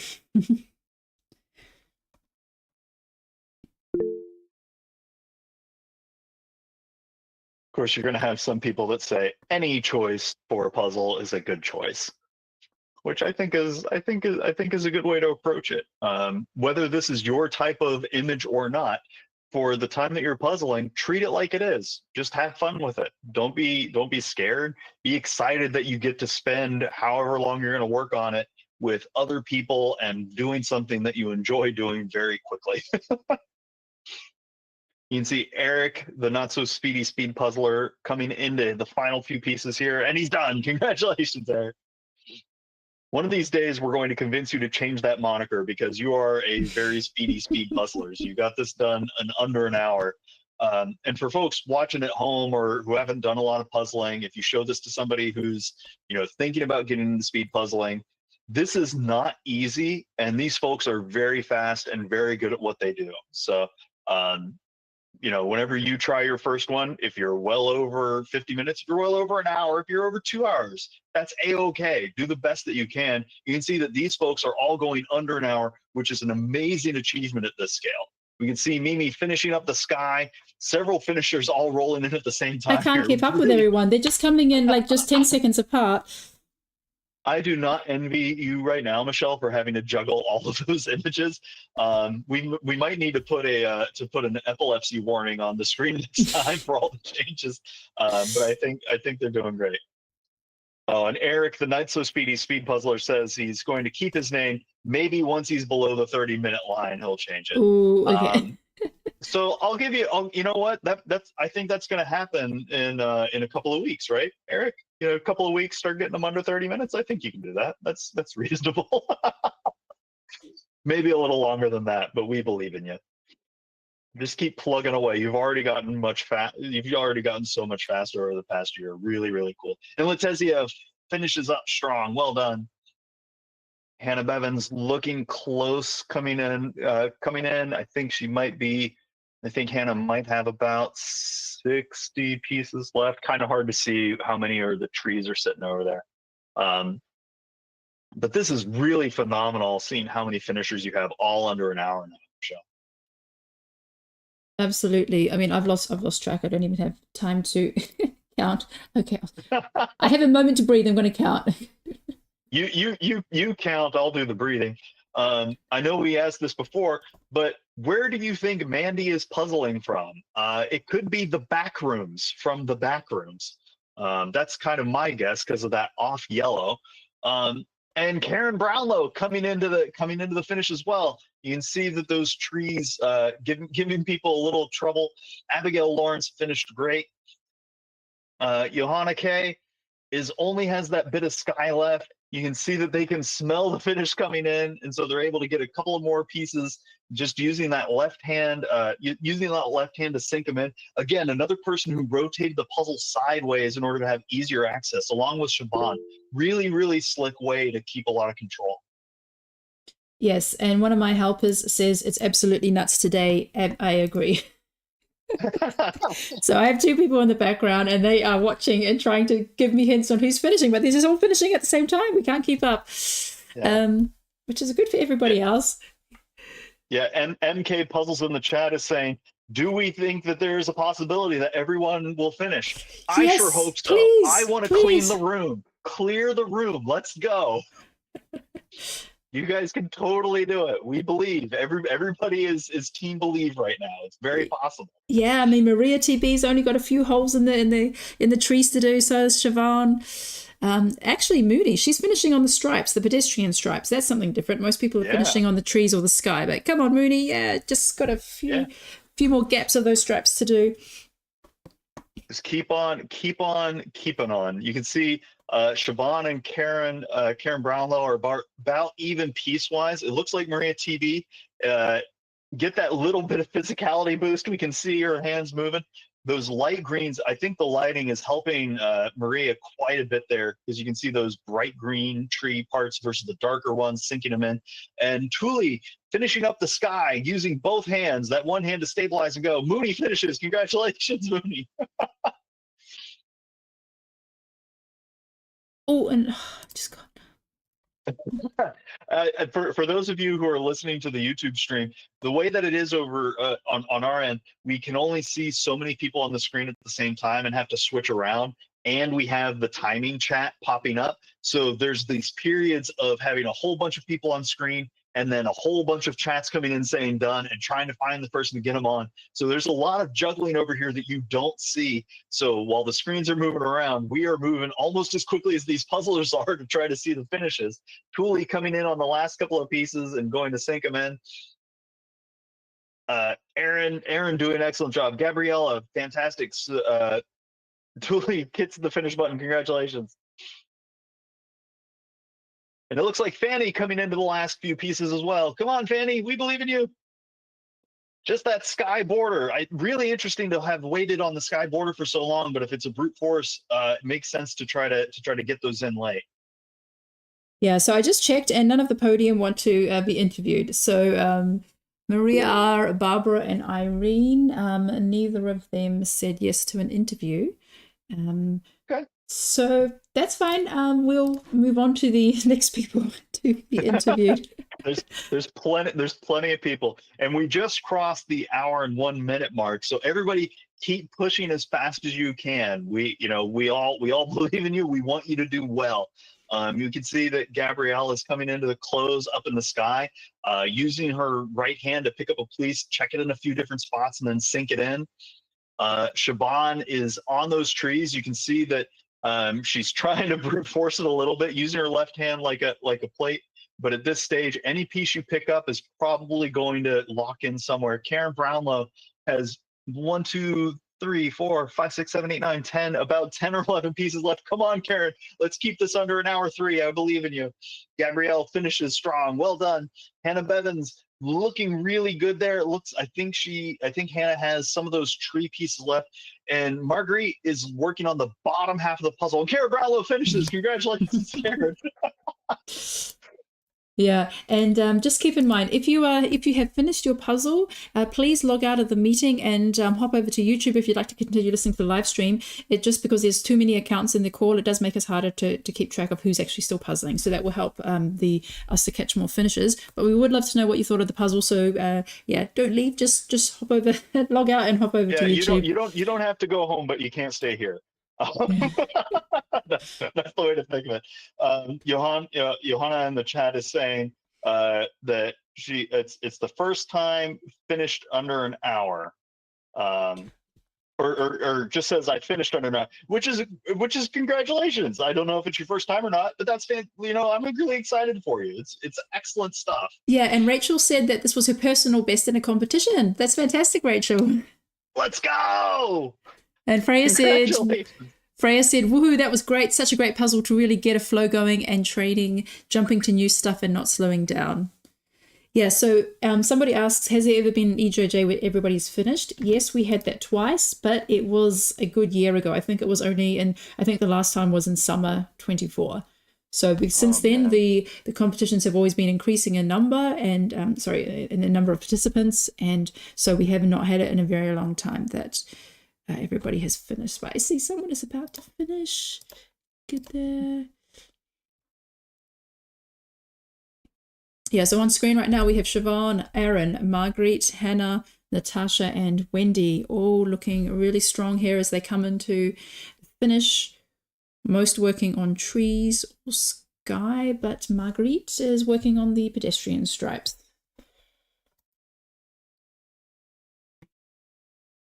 This is really, really well done by everybody. And I know that some people have a goal of getting under an hour on their puzzles. And if you didn't hit it, that's a-okay. Keep pushing and get as close as you can. Some people, their goal is keep it under an hour 10. I got great news. You got another 6 minutes before that happens. So keep on moving as quickly as you can. Yeah, so I'd like to invite Abigail to come and have a chat with us since the podium have left. But yeah, Abigail, if you're there, you can turn your camera on. And yeah, nice to see you there. Hi, Abigail. So what was your reaction when you saw this puzzle today? I was really happy, actually. Given the different colours I mean, I didn't really see the image until I started flipping the edges. I'm trying to get better at looking at the box because it does help when you know what you're putting together. But no, I was a bit worried about the trees, which weren't as bad, I think, because of the branches in the middle. It kind of worked from the trees from the black lines or the brown lines and built out from there, and that kind of ate up quite a few of the tree pieces, so then the rest kind of went in based on the colour. So I was happier with the trees than I thought they were going to be. I did a particularly mean puzzle last night that had trees and really struggled, and just not looking forward to more trees. No, I really like the image. I really like the different colours. Good for working on and good for trying to train on not bouncing around the puzzle too much. I find I'm a bit chaotic, and it's not helpful in the time department to be quite so chaotic. So trying to go, right, I'm working on this building. Oh, but the purple, no, I'm working on this building. and then go back and work on sections as a way around the puzzle. So this is a good one for trying to stay focused. Yes. Yeah, definitely. I think I watched a few of Victor's videos and breakdowns and watching him kind of work in sections. Like, even though he's moving so fast, he's working on targeted sections. And I was like, I should try that. That might be helpful. It turns out, fast puzzlers know what they're doing. It was rather very helpful. This is my first ever competition time under an hour, so I'm really, really Hey, congrats! I think it's only my fourth ever under an hour. First try, like under an hour time. So I'm really pleased, actually. I set a goal with Rachel Chambers, who's my pairs partner. We did some practice at the weekend, and I said to her when she left, I was like, my goal before Worlds is to do one of the competition ones I have left, which I only have. I have 7 now. I had 8 puzzles, and I was like, I want to get one of them under an hour. So to do it on the first one left was pretty nice. That's my first DJJ really phenomenal. And it's your best DJJ. What is it? How does it like a lot of people, they set a goal and they get excited whenever they hit it, but sometimes they hit a goal and they're like, okay, now I have to immediately start setting the next one. Like, what are you thinking and feeling about now that you've hit that line of wanting to hit a sub-hour in a competition? I think it's still continue to get the sub-hour. I think I'm not going to move the goalpost yet. I think that would be too fair, would be too much pressure at the moment. I think I'm going to stick with the consistency under an hour. First tries is where I want to get to. I'm bobbling around the 1 hour 110, somewhere around there. So I'm not consistently getting under an hour. So I would like to. That's my main goal, and my secondary goal is to do every puzzle I have in under an hour. So I'm like working my way through those, and then I'm aiming for consistency at the moment so that I don't put too much pressure on myself to try and get hyper fast, because it's going to take a while of practice, and repetition definitely helps. So I'm learning from other fast puzzlers too. That's really cool, and I think that's a great goal setup, to not try to like super overshoot, but also just focus on getting the average down, because you're going to be learning so much as you go through. There's also other puzzlers that probably look up to you as somebody that they want to like get their times down towards. Maybe even people that you've brought into the puzzling world. Like, what sort of things do you tell them whenever you want to get them going?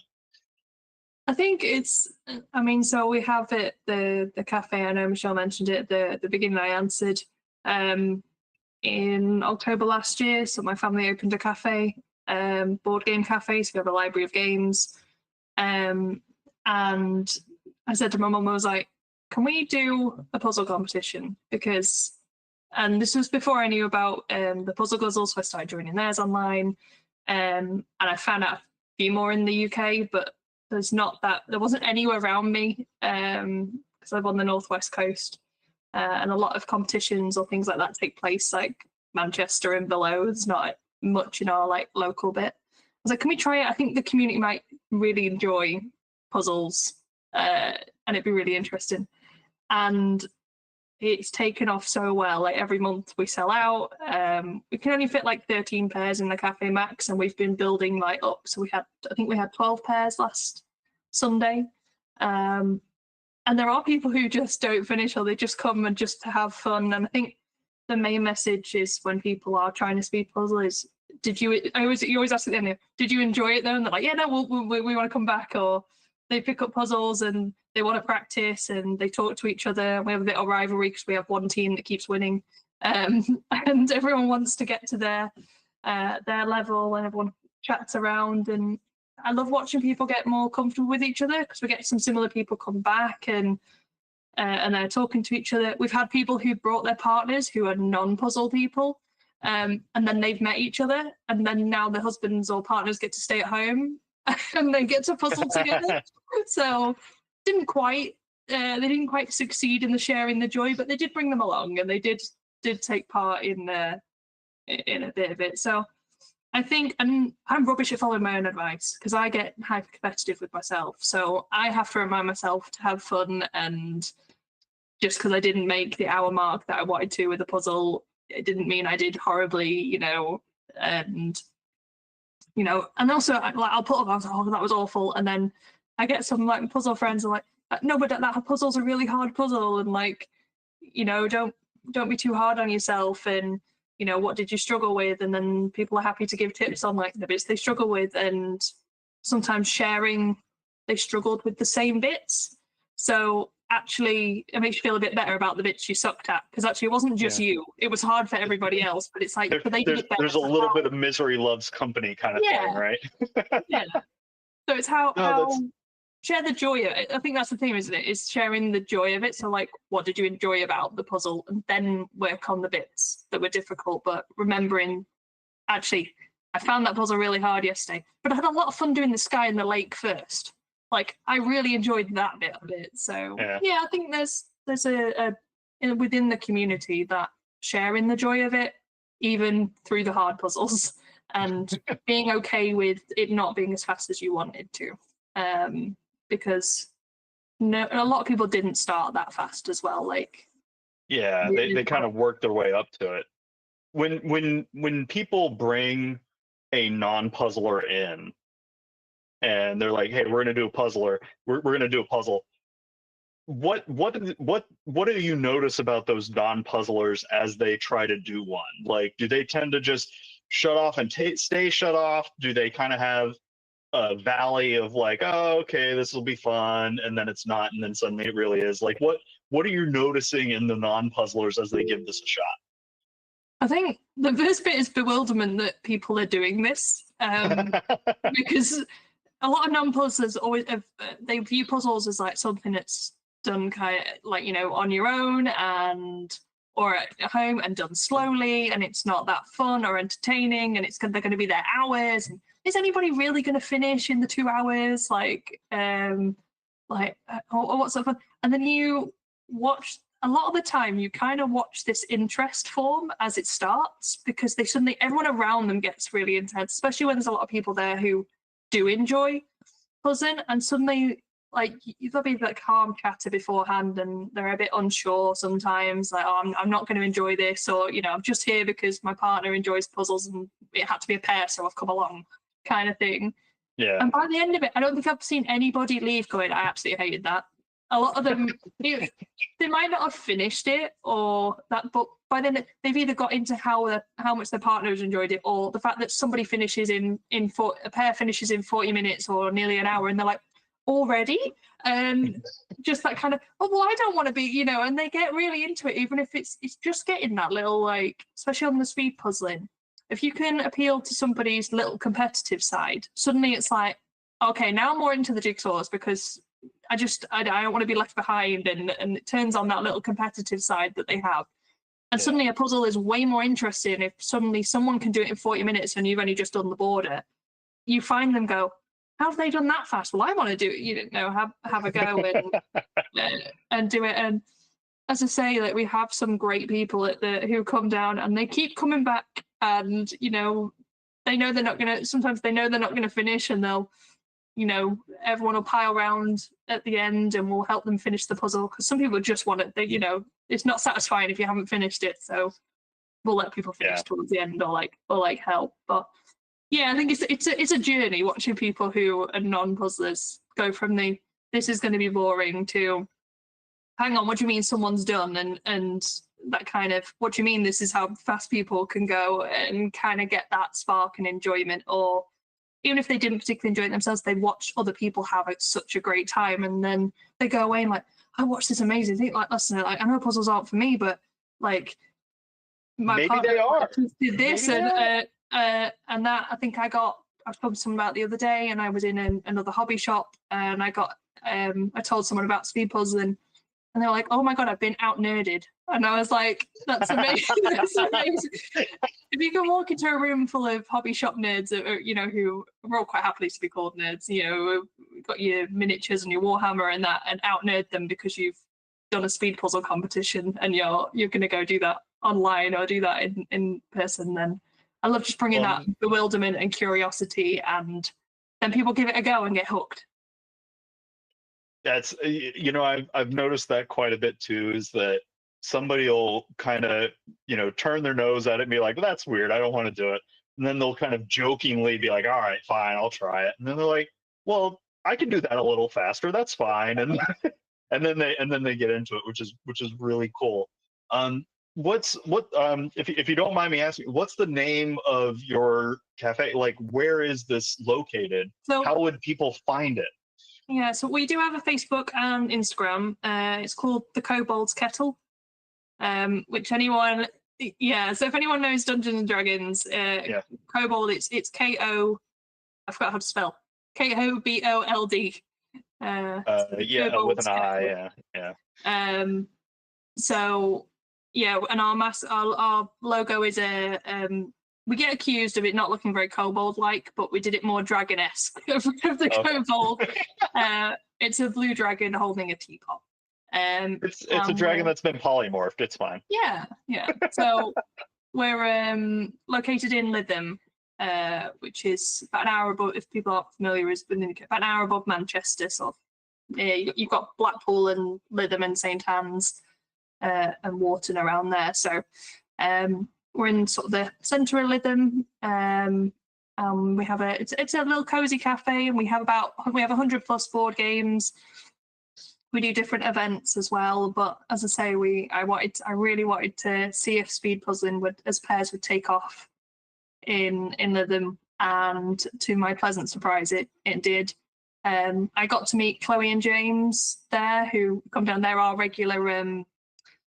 There's two pairs now that they're getting very close to Chloe and James, are beating them, and they keep wanting to go faster and practice so that they can try and beat Chloe and James. And Chloe and James are practicing. Which Chloe and James is this? It's Chloe Hemsworth and James Fawcett, but I met them because I don't think I've done a couple online with them as teams, but we went to the Gibson's Open and we won the teams Gibson Open with Chloe's sister joined us, Clarice.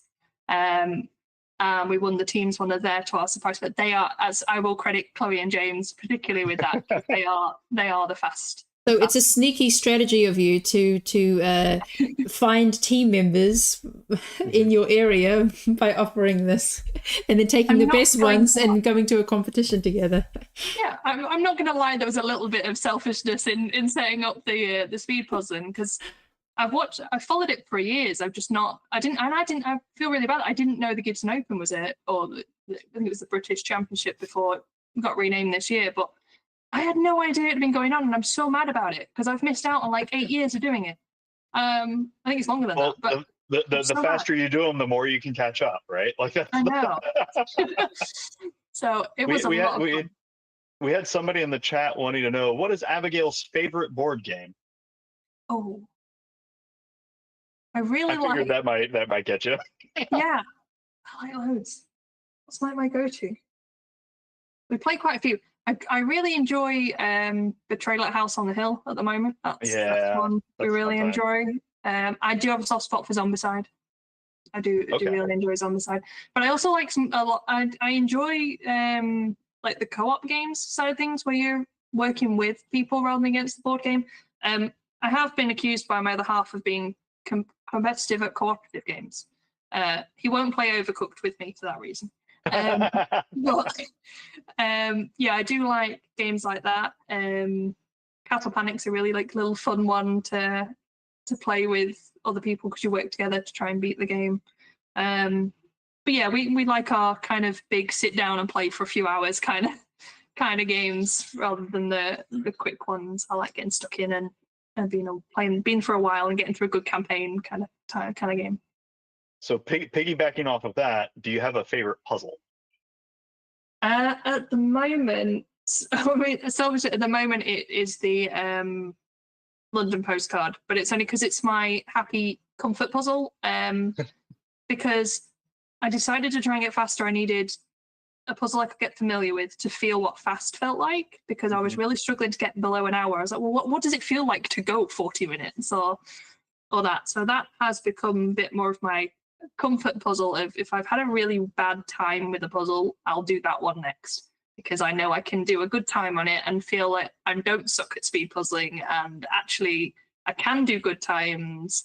I did just do, there might be a new contender. I haven't done it yet, but I just did my first. I've got a Cherry Pazzy one called Elf Princess that I am dying to do. So that may become a favourite of mine. But I think it was called Parisian Elegance, and it was gorgeous. I loved doing that. In terms of puzzles that are my kind of favourite, in terms of what calls me image-wise, whether I can speed them or not, but just image-wise, is where they've got like a sky or like a gradient kind of sky, some kind of building or tree in the skyline, and then kind of some greenery or like a lake or kind of a grass at the like river at the front, kind of that lovely landscapey type one with the skies. That, especially if it's like a sunrise or a sunset where it's got that gorgeous kind of that kind of style, sky. Yeah. That I just makes my heart happy. So I bought that one, and the Cherry Pazzy cut was lovely as well. It's very unique and different. So that might take it up there. And I do have a soft spot for the truffle donuts, because those are just fun. It's super cute. That's just fun time. how much of like you are clearly so excited and passionate about having fun and like making sure other people have a good time. How much of that do you think plays into how people get excited about doing puzzling? Like, do you feel like you play a big role in helping other people get into it, or is it just like, you know, setting them up for success from your passion in it? I've not really thought about it. I love. I'm like an extroverted introvert, but if you get me on, catch me talking about any of my hobbies or anything I'm super passionate about, I'll talk to anybody. I think I just love puzzles. So maybe it gets kind of infectious and gets people kind of excited about it and want to give it a go, because I'm really excited about doing it myself. I've not really thought about whether it drives that. I do love getting people involved. If I get my brain hooked on something, I'm quite like, I want to do this, and like, let's find as many people to do it with, and build a community and people I can talk to and have that chat with. So maybe it does, because I definitely talk to people about it when they come in the cafe, and I love when people go, oh, I like jigsaws, and you go, right, I am the person to talk to. So, if I happen to be in the cafe at the time and somebody talks about jigsaws, my mum just looks over and I'm like, Mum, wait. So, you know, it's jigsaws is definitely my thing. Maybe it does. I think, and that definitely has been the vibe, not just from me though, from other people, like why people keep coming back and keep wanting to do it. It's the same people keep coming back to the online competitions, and you know, I'm going to Worlds for the first time, and everybody wants to go back to Worlds. But a lot of the time when I talk to people, go, what was your favorite thing about Worlds? It's very often not the puzzles. Like, don't get me wrong, people love the puzzles. But if you ask people what their favorite thing about Worlds is, it's, oh, you get to spend so much time with people who love puzzles, and you know, they're out in the parks and cafes are just full of people doing puzzles together, and it's that lovely social community. And it's about, I feel like a lot of time it's not just about the puzzle, it's about the puzzle allowing you to meet other people and spend time with other people while doing something you both enjoy. And I think that underpins the whole thing. That's definitely what I've felt from getting involved and talking to people. Yes, it's lovely to chat about a puzzle and like how can I do it faster and everything, but equally it's just lovely to hang out with people and spend that time. Like I'm really excited with fellow nerds. Yeah. I'm really excited for Tria for doing the puzzle marathon because You're gonna do the marathon. Yeah, Do you have such a great time. did you compile a known team? Like, did you bring other tell me about the crew that you're bringing? Admittedly, I have joined on a crew. The crew already existed before I joined. I believe. So you got drafted into the guild. Yeah, well, there was kind of a chat. I think there's 4 already going, and I'm gonna butcher who fully is going now because I haven't met all of them in person. But I know Hev is going, Aaron's going. Helen? I'm looking up our group. We created a group chat, so I'm not going to butcher it. I'm gonna get it right rather than. Well, your team name is London Puzzling and Accessories. Yes, I think we're the accessories. I think because very much not London, and I think Rachel might also be the other accessory because we joined on. So we have Jonathan Nash, Aaron, Victoria Cox, Hev, me, and Rachel Chambers, who are. That's going to be a really fun team. That's going to be a fun team. But yeah, me and Rachel got. I think Rachel was seeing if anyone was going. I think Hev mentioned that they had a couple of spaces and they had the 4 of them going. I was like, if I can make this work, I would really like to go. And they went, well, we've got spaces for you and Rachel if you want to join. And within about 48 hours, so I had flights and accommodation and the time off work to come. So yeah, I'm really excited. So cool. I'm gonna make a quick note here that we're coming up on the hour and 27-minute mark. And so there's a good chance we'll clear the room here. Everybody just keep pushing, do the best you can. We're rooting for you.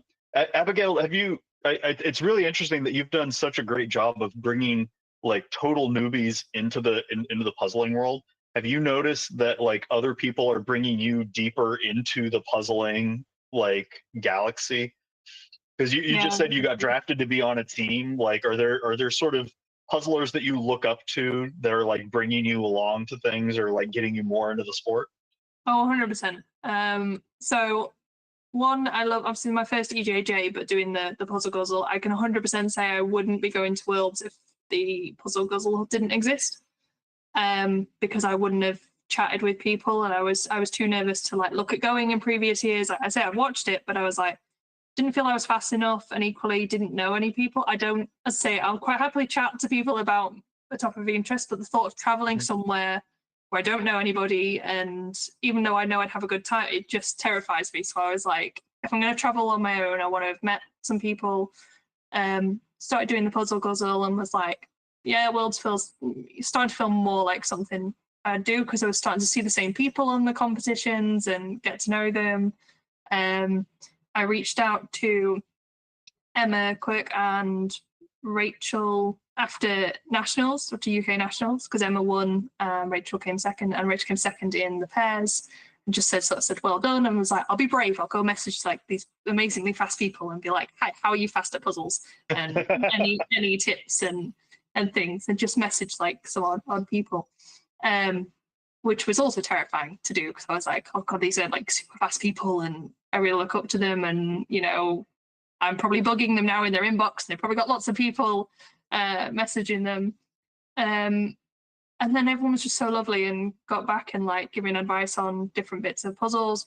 And then Rachel mentioned on one of the Puzzle Guzzles that she was looking for a pairs partner for Worlds. So I was like, hi, I don't have a partner, and you know, no pressure to answer on this call because you're much faster than I am, but you know, if you would like to. And then she messaged me on Instagram saying, I'd love to, and I was like, oh, I don't know how I swung this is amazing. So and then like getting to chat to Nia, who I think she did at the EJJ the other day and then jumped straight onto the Puzzle Guzzle, so we were all watching from the Puzzle Guzzle, rooting Nia on so she could finish and start. But I've been chatting to her and she's lovely, and I'm in a team with her for Worlds now as well, which is amazing.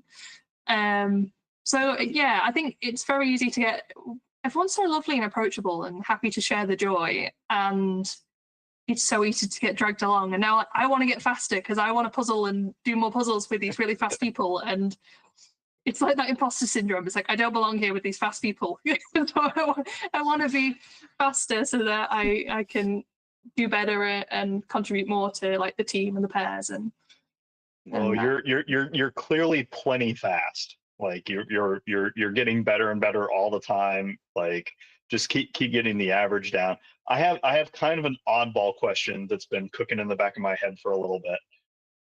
If you were in a D&D campaign, what stat roll would speed puzzling be? Would it be a dex check? Would it sleight of hand? Or would it be an intelligence or wisdom based thing? Or performance? Like what category would that fit into?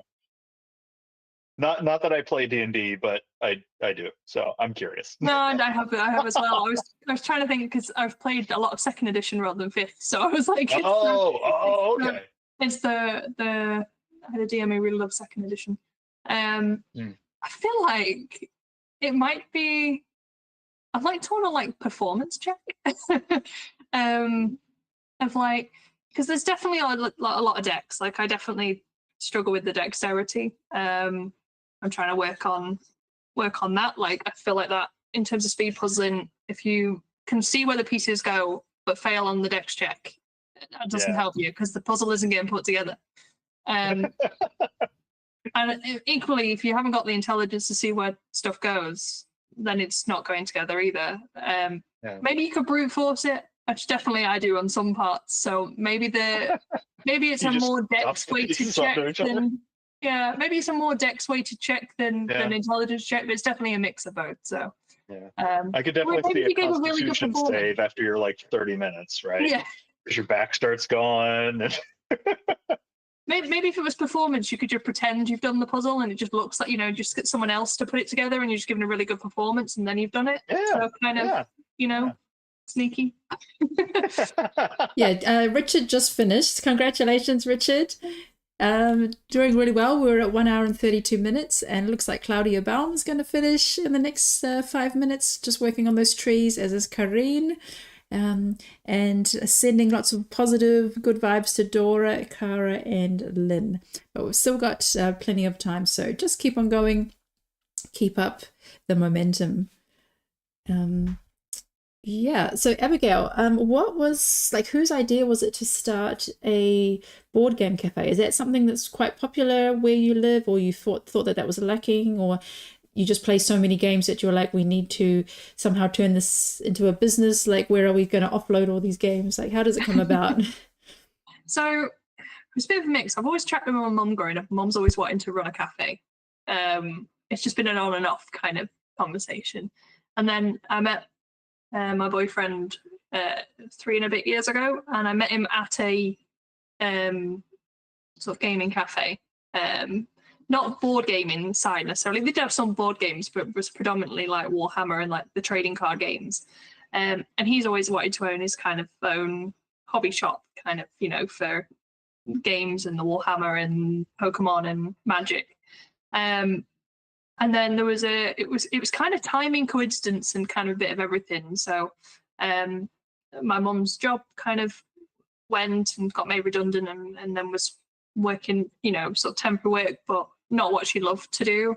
And my boyfriend also got kind of out of work and was looking for something, and then this property came up in Lytham, and we just there's an element of me and my mum, we've set a mind, can run at 1,000,000 miles an hour and suddenly form a plan.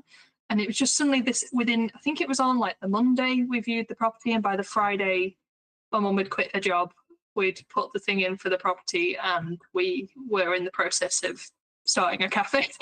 So it was kind of just this run of this, like, are we going to do this? Are we doing this? Okay, we're doing this, right? And then starting up a cafe and being like, right, we'll just see how it goes. It's a bit of timing as well, because I got some unexpected inheritance, so kind of out of that sort of sad situation decided, right, well, this wasn't expected, and why not try something, and invest in sort of happiness for my family, because my mum's happier now, my partner's happier because it's ours, and we did it up, and like we painted it ourselves and everything. So watching it go from what it was before, and my mum's husband, my stepdad built the like cafe, like he didn't even have that, but like he built the cafe bit up from scratch, and like we all painted bits, and it's our little piece of that we built that, and we did that, and such being a community feel, and we've like everyone come in and watching families play games, and going back to that, I used to play a lot of board games with my family. Payday and Game of Life were staples when I was when I was sort of in high school and school growing up.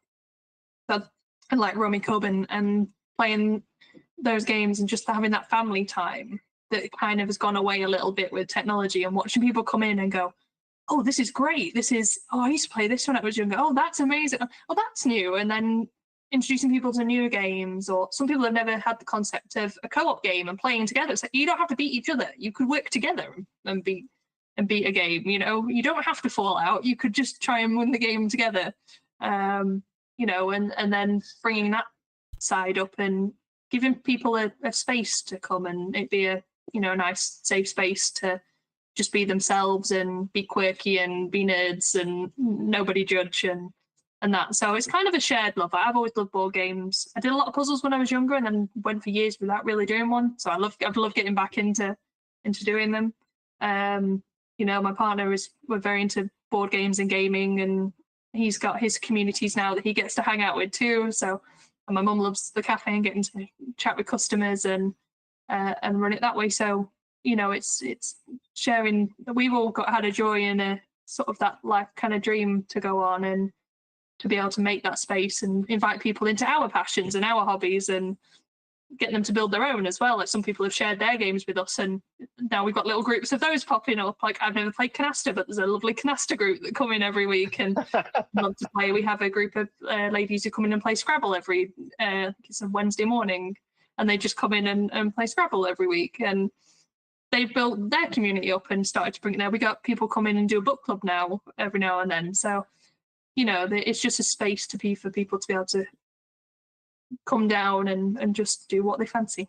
Oh, that sounds so lovely. So you're basically making a space for people to find their community and to find, their nerds and their people that play the same. Because I think for many of these games, it's something that you play, often it's like, oh, I bought this game because I want to play with it, but oh, my family don't necessarily want to play it, and it's just like, oh, okay, we'll play, but make it a quick game or something, like if you're not like passionate about it or not obsessed about it, or the same with puzzles. But there you're offering the platform that people can connect with others who share the same passion and just make it into a social experience. I really love that.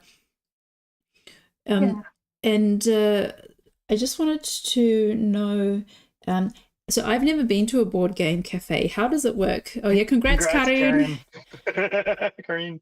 Yeah, so Karin just finished, and also Claudia just finished a minute ago. So that's really fantastic. Yeah.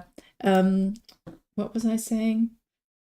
So how's a board game cafe work? Yeah. So do people, if you come in and you buy food, do you then get to borrow the games for free, or do you pay like a certain like rental fee and then you can have access, or how does it work? Because if you've got people sitting there for hours, like you can't. I don't know. I just imagine like you need people to be ordering food all the time or contributing towards. Yeah, so tell me how it works. Yeah, so we work on an hourly charge of so for adults it's £2 an hour, and then for under 12s, under 13s, I think, under 12s or 13s, I can't remember. And I leave some of the rules to my mum, because I have a regular 9 to 5 during the week.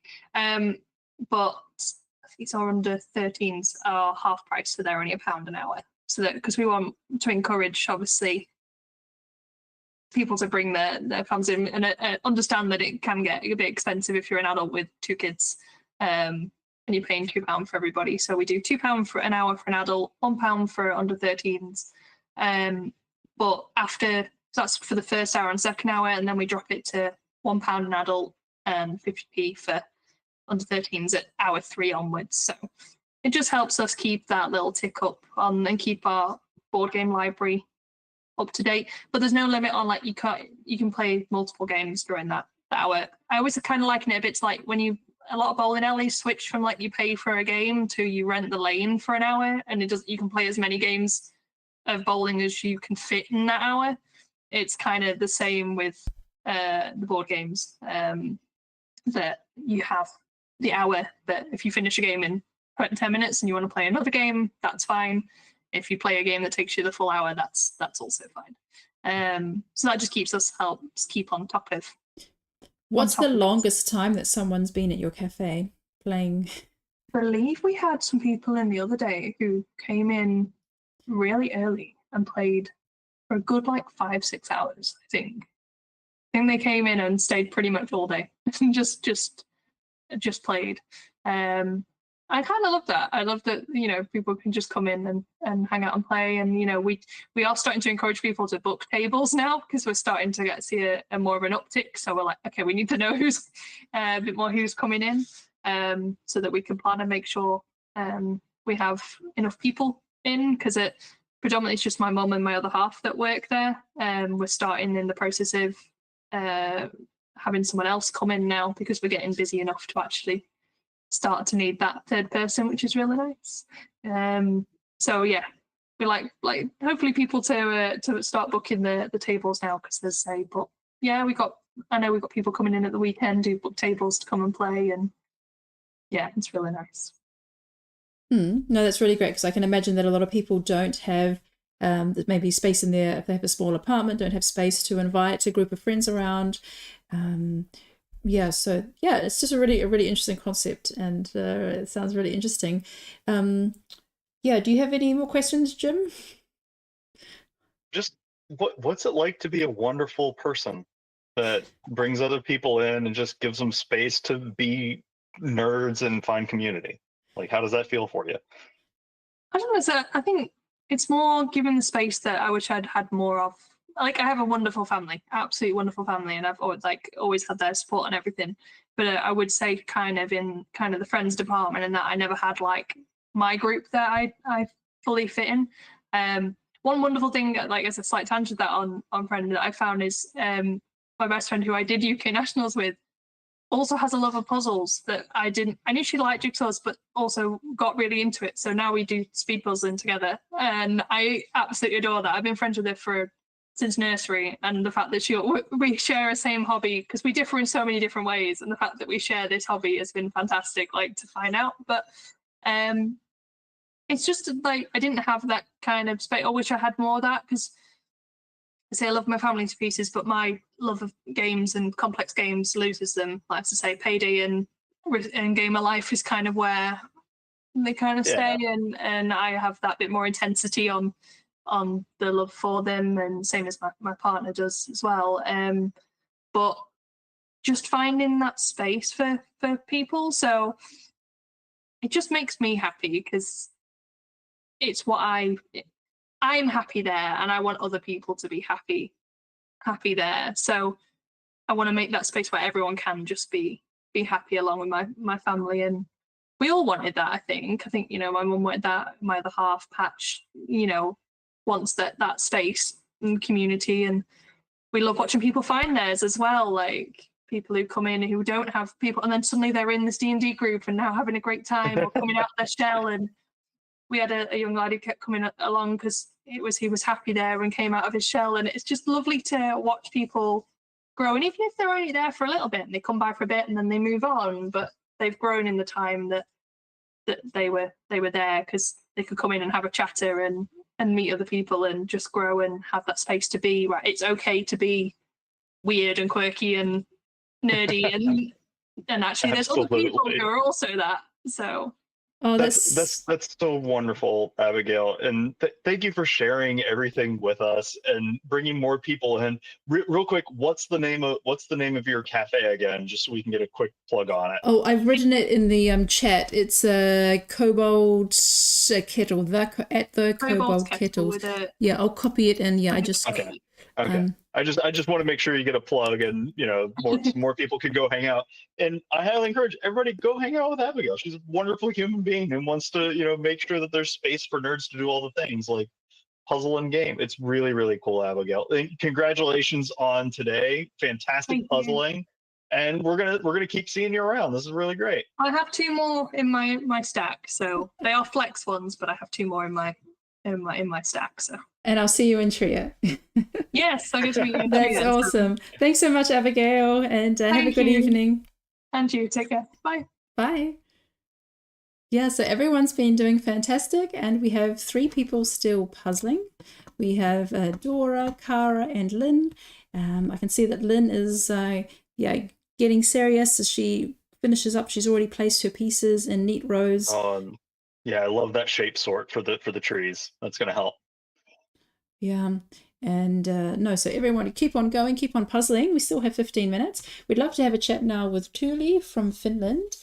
So you can turn your camera on. Hello. Your mic as well. Now, hi. Hi, yes. Hey.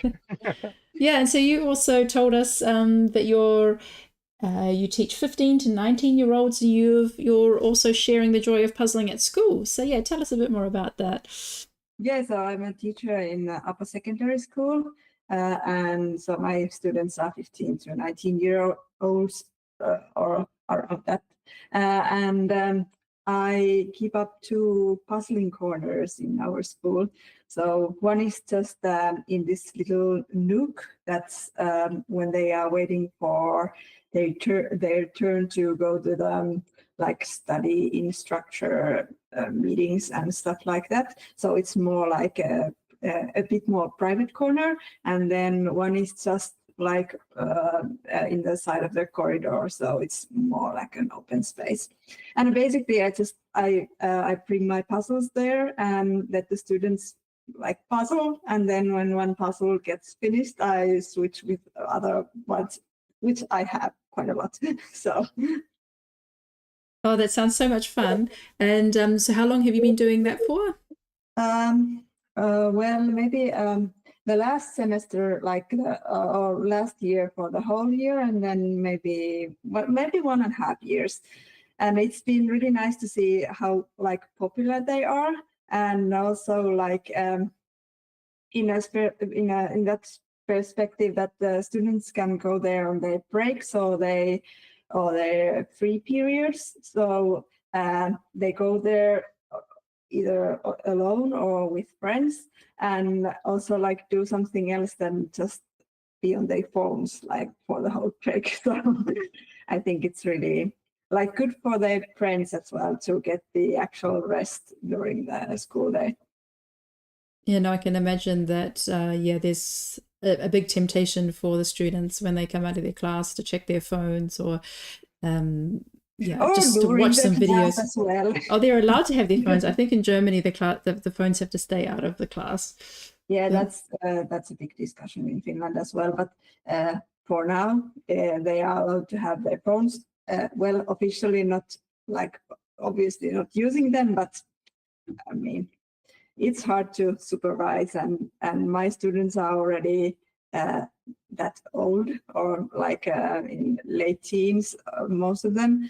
That it's also kind of we give the freedom and the freedom of choice to them, that if they don't want to like listen to the teaching, then they won't do it anyway. So.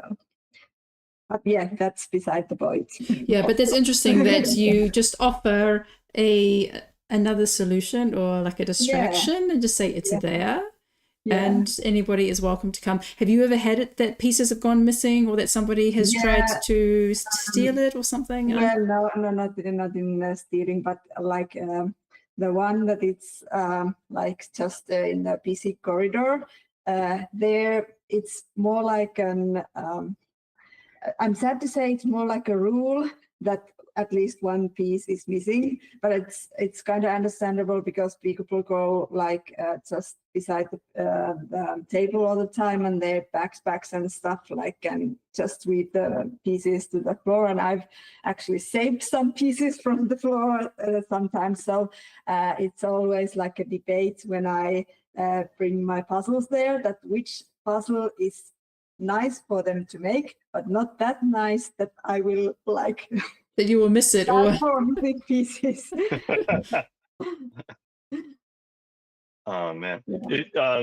Have your students tried to like come through and remake a piece out of something? Like have they gotten creative and like tried to like play or something like that just to fill the gap? No, unfortunately not. No. Okay. How do your students usually whenever you first started, how did they react to seeing a puzzle? Were they like, this is silly? Well, Like, why would we do this? the one thing is that I don't see how they react because I'm doing my job Okay. basically, and they can go there by themselves when they have time. So I obviously every time I like walk past, I would check if someone is there and how they are doing. Like I won't actually normally I won't actually talk to the students because I think it's their like free time. And because I'm a teacher, it kind of ruins the free time and hanging around with friends if teacher comes like, oh, how are you doing? Yeah, well, I want to like keep it as casual as possible, and that's why I try to keep myself out of it as much as possible. Have you ever been tempted to like walk by and just do half of the puzzle very, very quickly right in front of them? Like 3 times a day, maybe. It's like every time I have to walk past and I have something I need to do. I'm like, I can see that piece goes there. I would just want, but I will try. And well, there was one puzzle that was kind of hard. It was 1,500 pieces, and it was mostly nice. It was all about these hot balloons, but then the sky was kind of hard, and that puzzle like stayed on the table like a couple of months. And at some point, I was like, okay, I think now I can help them a bit, so they can get through the last bits, and then they can have a nice, maybe a little bit nicer puzzle next time. And actually, I happened to be there when I switched that kind of awful puzzle to the new one, which was like these funky shaped pieces. And when the students got out of the class, I just happened to like walk past when they saw the puzzle at the first time, and one guy was like he's a bit like a cool guy, but when he saw that there was a new puzzle and it was like all colorful and with the funky pieces, he kind of took a couple of like running steps and then stopped himself like, okay, I have to be cool, but I'm really excited to go there. So it was like really fun. Oh man, that's so. Whenever you're saying that a lot of the puzzles have missing pieces. Do you try to source the puzzles from anywhere? Do you ever like put some of the EJJs into the room just so they have new material? Well, yeah, not in a sense that I would like try to get like specific, like secondhand or something like that. That I'm thinking that this will go to the school. But then again, when I buy puzzles, sometimes I think like, okay, this is a good puzzle for the school. And actually, in the Europeans couple of weeks back, when we got those free extra puzzles there, I picked one that I think it's good for the school because that's like the choices they had. None of them were like super fun to me, so I was like, okay, I will just pick something that's good for the school. So in that sense, yeah, maybe. And just want to point out, Lynn is about to finish. Congrats, Lynn. Yeah, yep. Come on, hit that done. Oh, was there a piece missing? One piece missing. Okay, then right done. Congratulations, Lynn. Yeah, there was a few people who've had missing pieces. However, the people that wrote missing pieces, most of them said they found them again. So it might just be on the floor or in the bag. But good on you for finishing, still with 5 minutes to go. Yeah, keep pushing as much as you can. I know the fatigue sets in after a while, and those pieces start looking the same. But just get as many in as you can. Dora, we believe in you. Kara, you're cruising.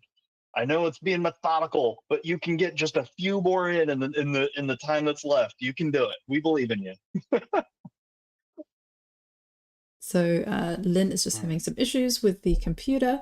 But yeah, I had another question. You just mentioned you were at the Europeans. So what are you, tell us the highlights and the lowlights of your experience there. Well, I have a low light, which is like, well, actually in the whole, the competition went like really well. And I think it was like really well organized, like super well organized. Everything worked. And like the website, like when you were competing and you finished your puzzles, by the time you like got out of the competition zone and went to the sit in the side. In that time, you could like go to the website and see what was your ranking. Like obviously it could change like a couple of spots or something, but like it's like that super fast. So it was really nice nice competition. And yeah, it went really well for me and my peer and also our team. So it was really nice. The only low point was that I didn't finish the individual final, although I was like really enjoying myself. Not to count the branches, of course, but otherwise. So I was like really surprised when they announced the last minute, and I was like, oh God, I'm not going to finish after all. So it was really like I got the nice ranking for my like level, and I know that if I had finished the puzzle and got the same ranking, I would have been like much more pleased with myself. But well, that's just something that happens sometimes. I mean, I think you should still be proud of yourself. Being in the final and going is like that's a huge step right there. Yeah. And doing the puzzle. And I think there's something really, really lovely about having a good time doing the puzzle and getting lost in it, that you forget about the pressure of having to compete or anything like that. Yeah. I think that's really cool. And it's also like because I got into speed puzzling like last year, late spring or something, and then went to the Worlds and have like after the last year's Worlds been training like a lot, and it was really nice because you don't like obviously you can see your progress, but not in that everyday like training. And because I met my peers partner in the Worlds last year, and then the Europeans were the second time we puzzled together, so we haven't seen each other in between. And like having the feedback from another puzzler that she could actually see that I was like faster than I was the last autumn, it was like really, really nice to hear that from another puzzler. Yeah, being able to measure, like have other people know that you've put in effort and are getting better is really, really reaffirming, and you should be excited. And I'm excited that your times have been getting better too. It's really great. Yeah. I was actually really bummed that this one didn't like go under an hour. I think it was under 1 hour and 30 seconds or something. But because I really liked this one, like I felt that I got a really nice start with the buildings and the bottom part, but then there was only the sky and the trees left, and I kind of started with the sky, but like Victor said, the white stripes like threw me off. Although I normally I like the gradients, but the stripes like messed my brain a bit. So then I moved to the branches, and like the lightest one took me ages. I don't know how it could have been that hard, but then when I finished the branches, I got to the sky again, and I think again the white stripes were like messing with me, because at like in the very end, I started to do like look at the pinks and oranges a bit more, and then it was easier. 5, 4, 3, 2, 1, stop. Sorry. Congratulations, everybody. Sorry, I was a bit distracted there. I was listening. I was listening too hard and then I missed the timer. All right. Well, congrats on the almost finishing, almost everybody to finish. So Cara and Dora, you can count up your leftover pieces. That was a great effort, and both of you are definitely on the harder parts of this puzzle. And for those of you watching, you know, this is really, really exciting that so many people are together and puzzling and having a great time. And just really, really, really fun. Yeah, I think this might be Cara's first time participating. I haven't seen her name in the list before. So good on for taking on the 50 plus challenge. And Dora is also a regular, but she has definitely improving. So I'm pretty sure she has like less than 100 pieces there. And in some of the other competitions, she's had a lot more. But yeah, so she only had this a small section of the sky and the trees to go. Yeah, so Tulie, do you have a favorite puzzle from the Europeans? Well,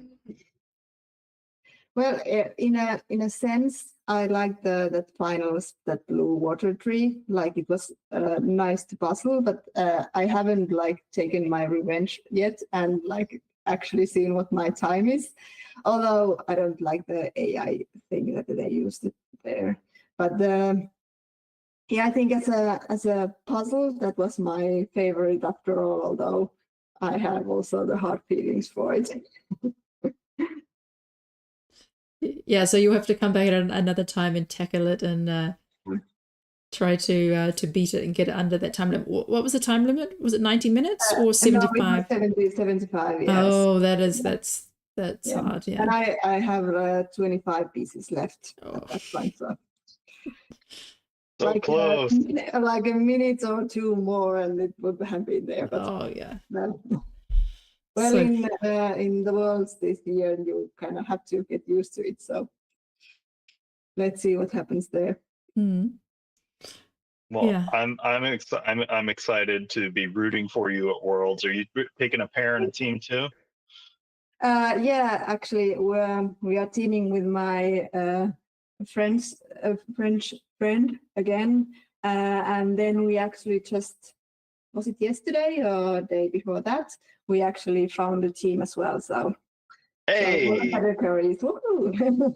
congrats. Oh man. Well, Yeah.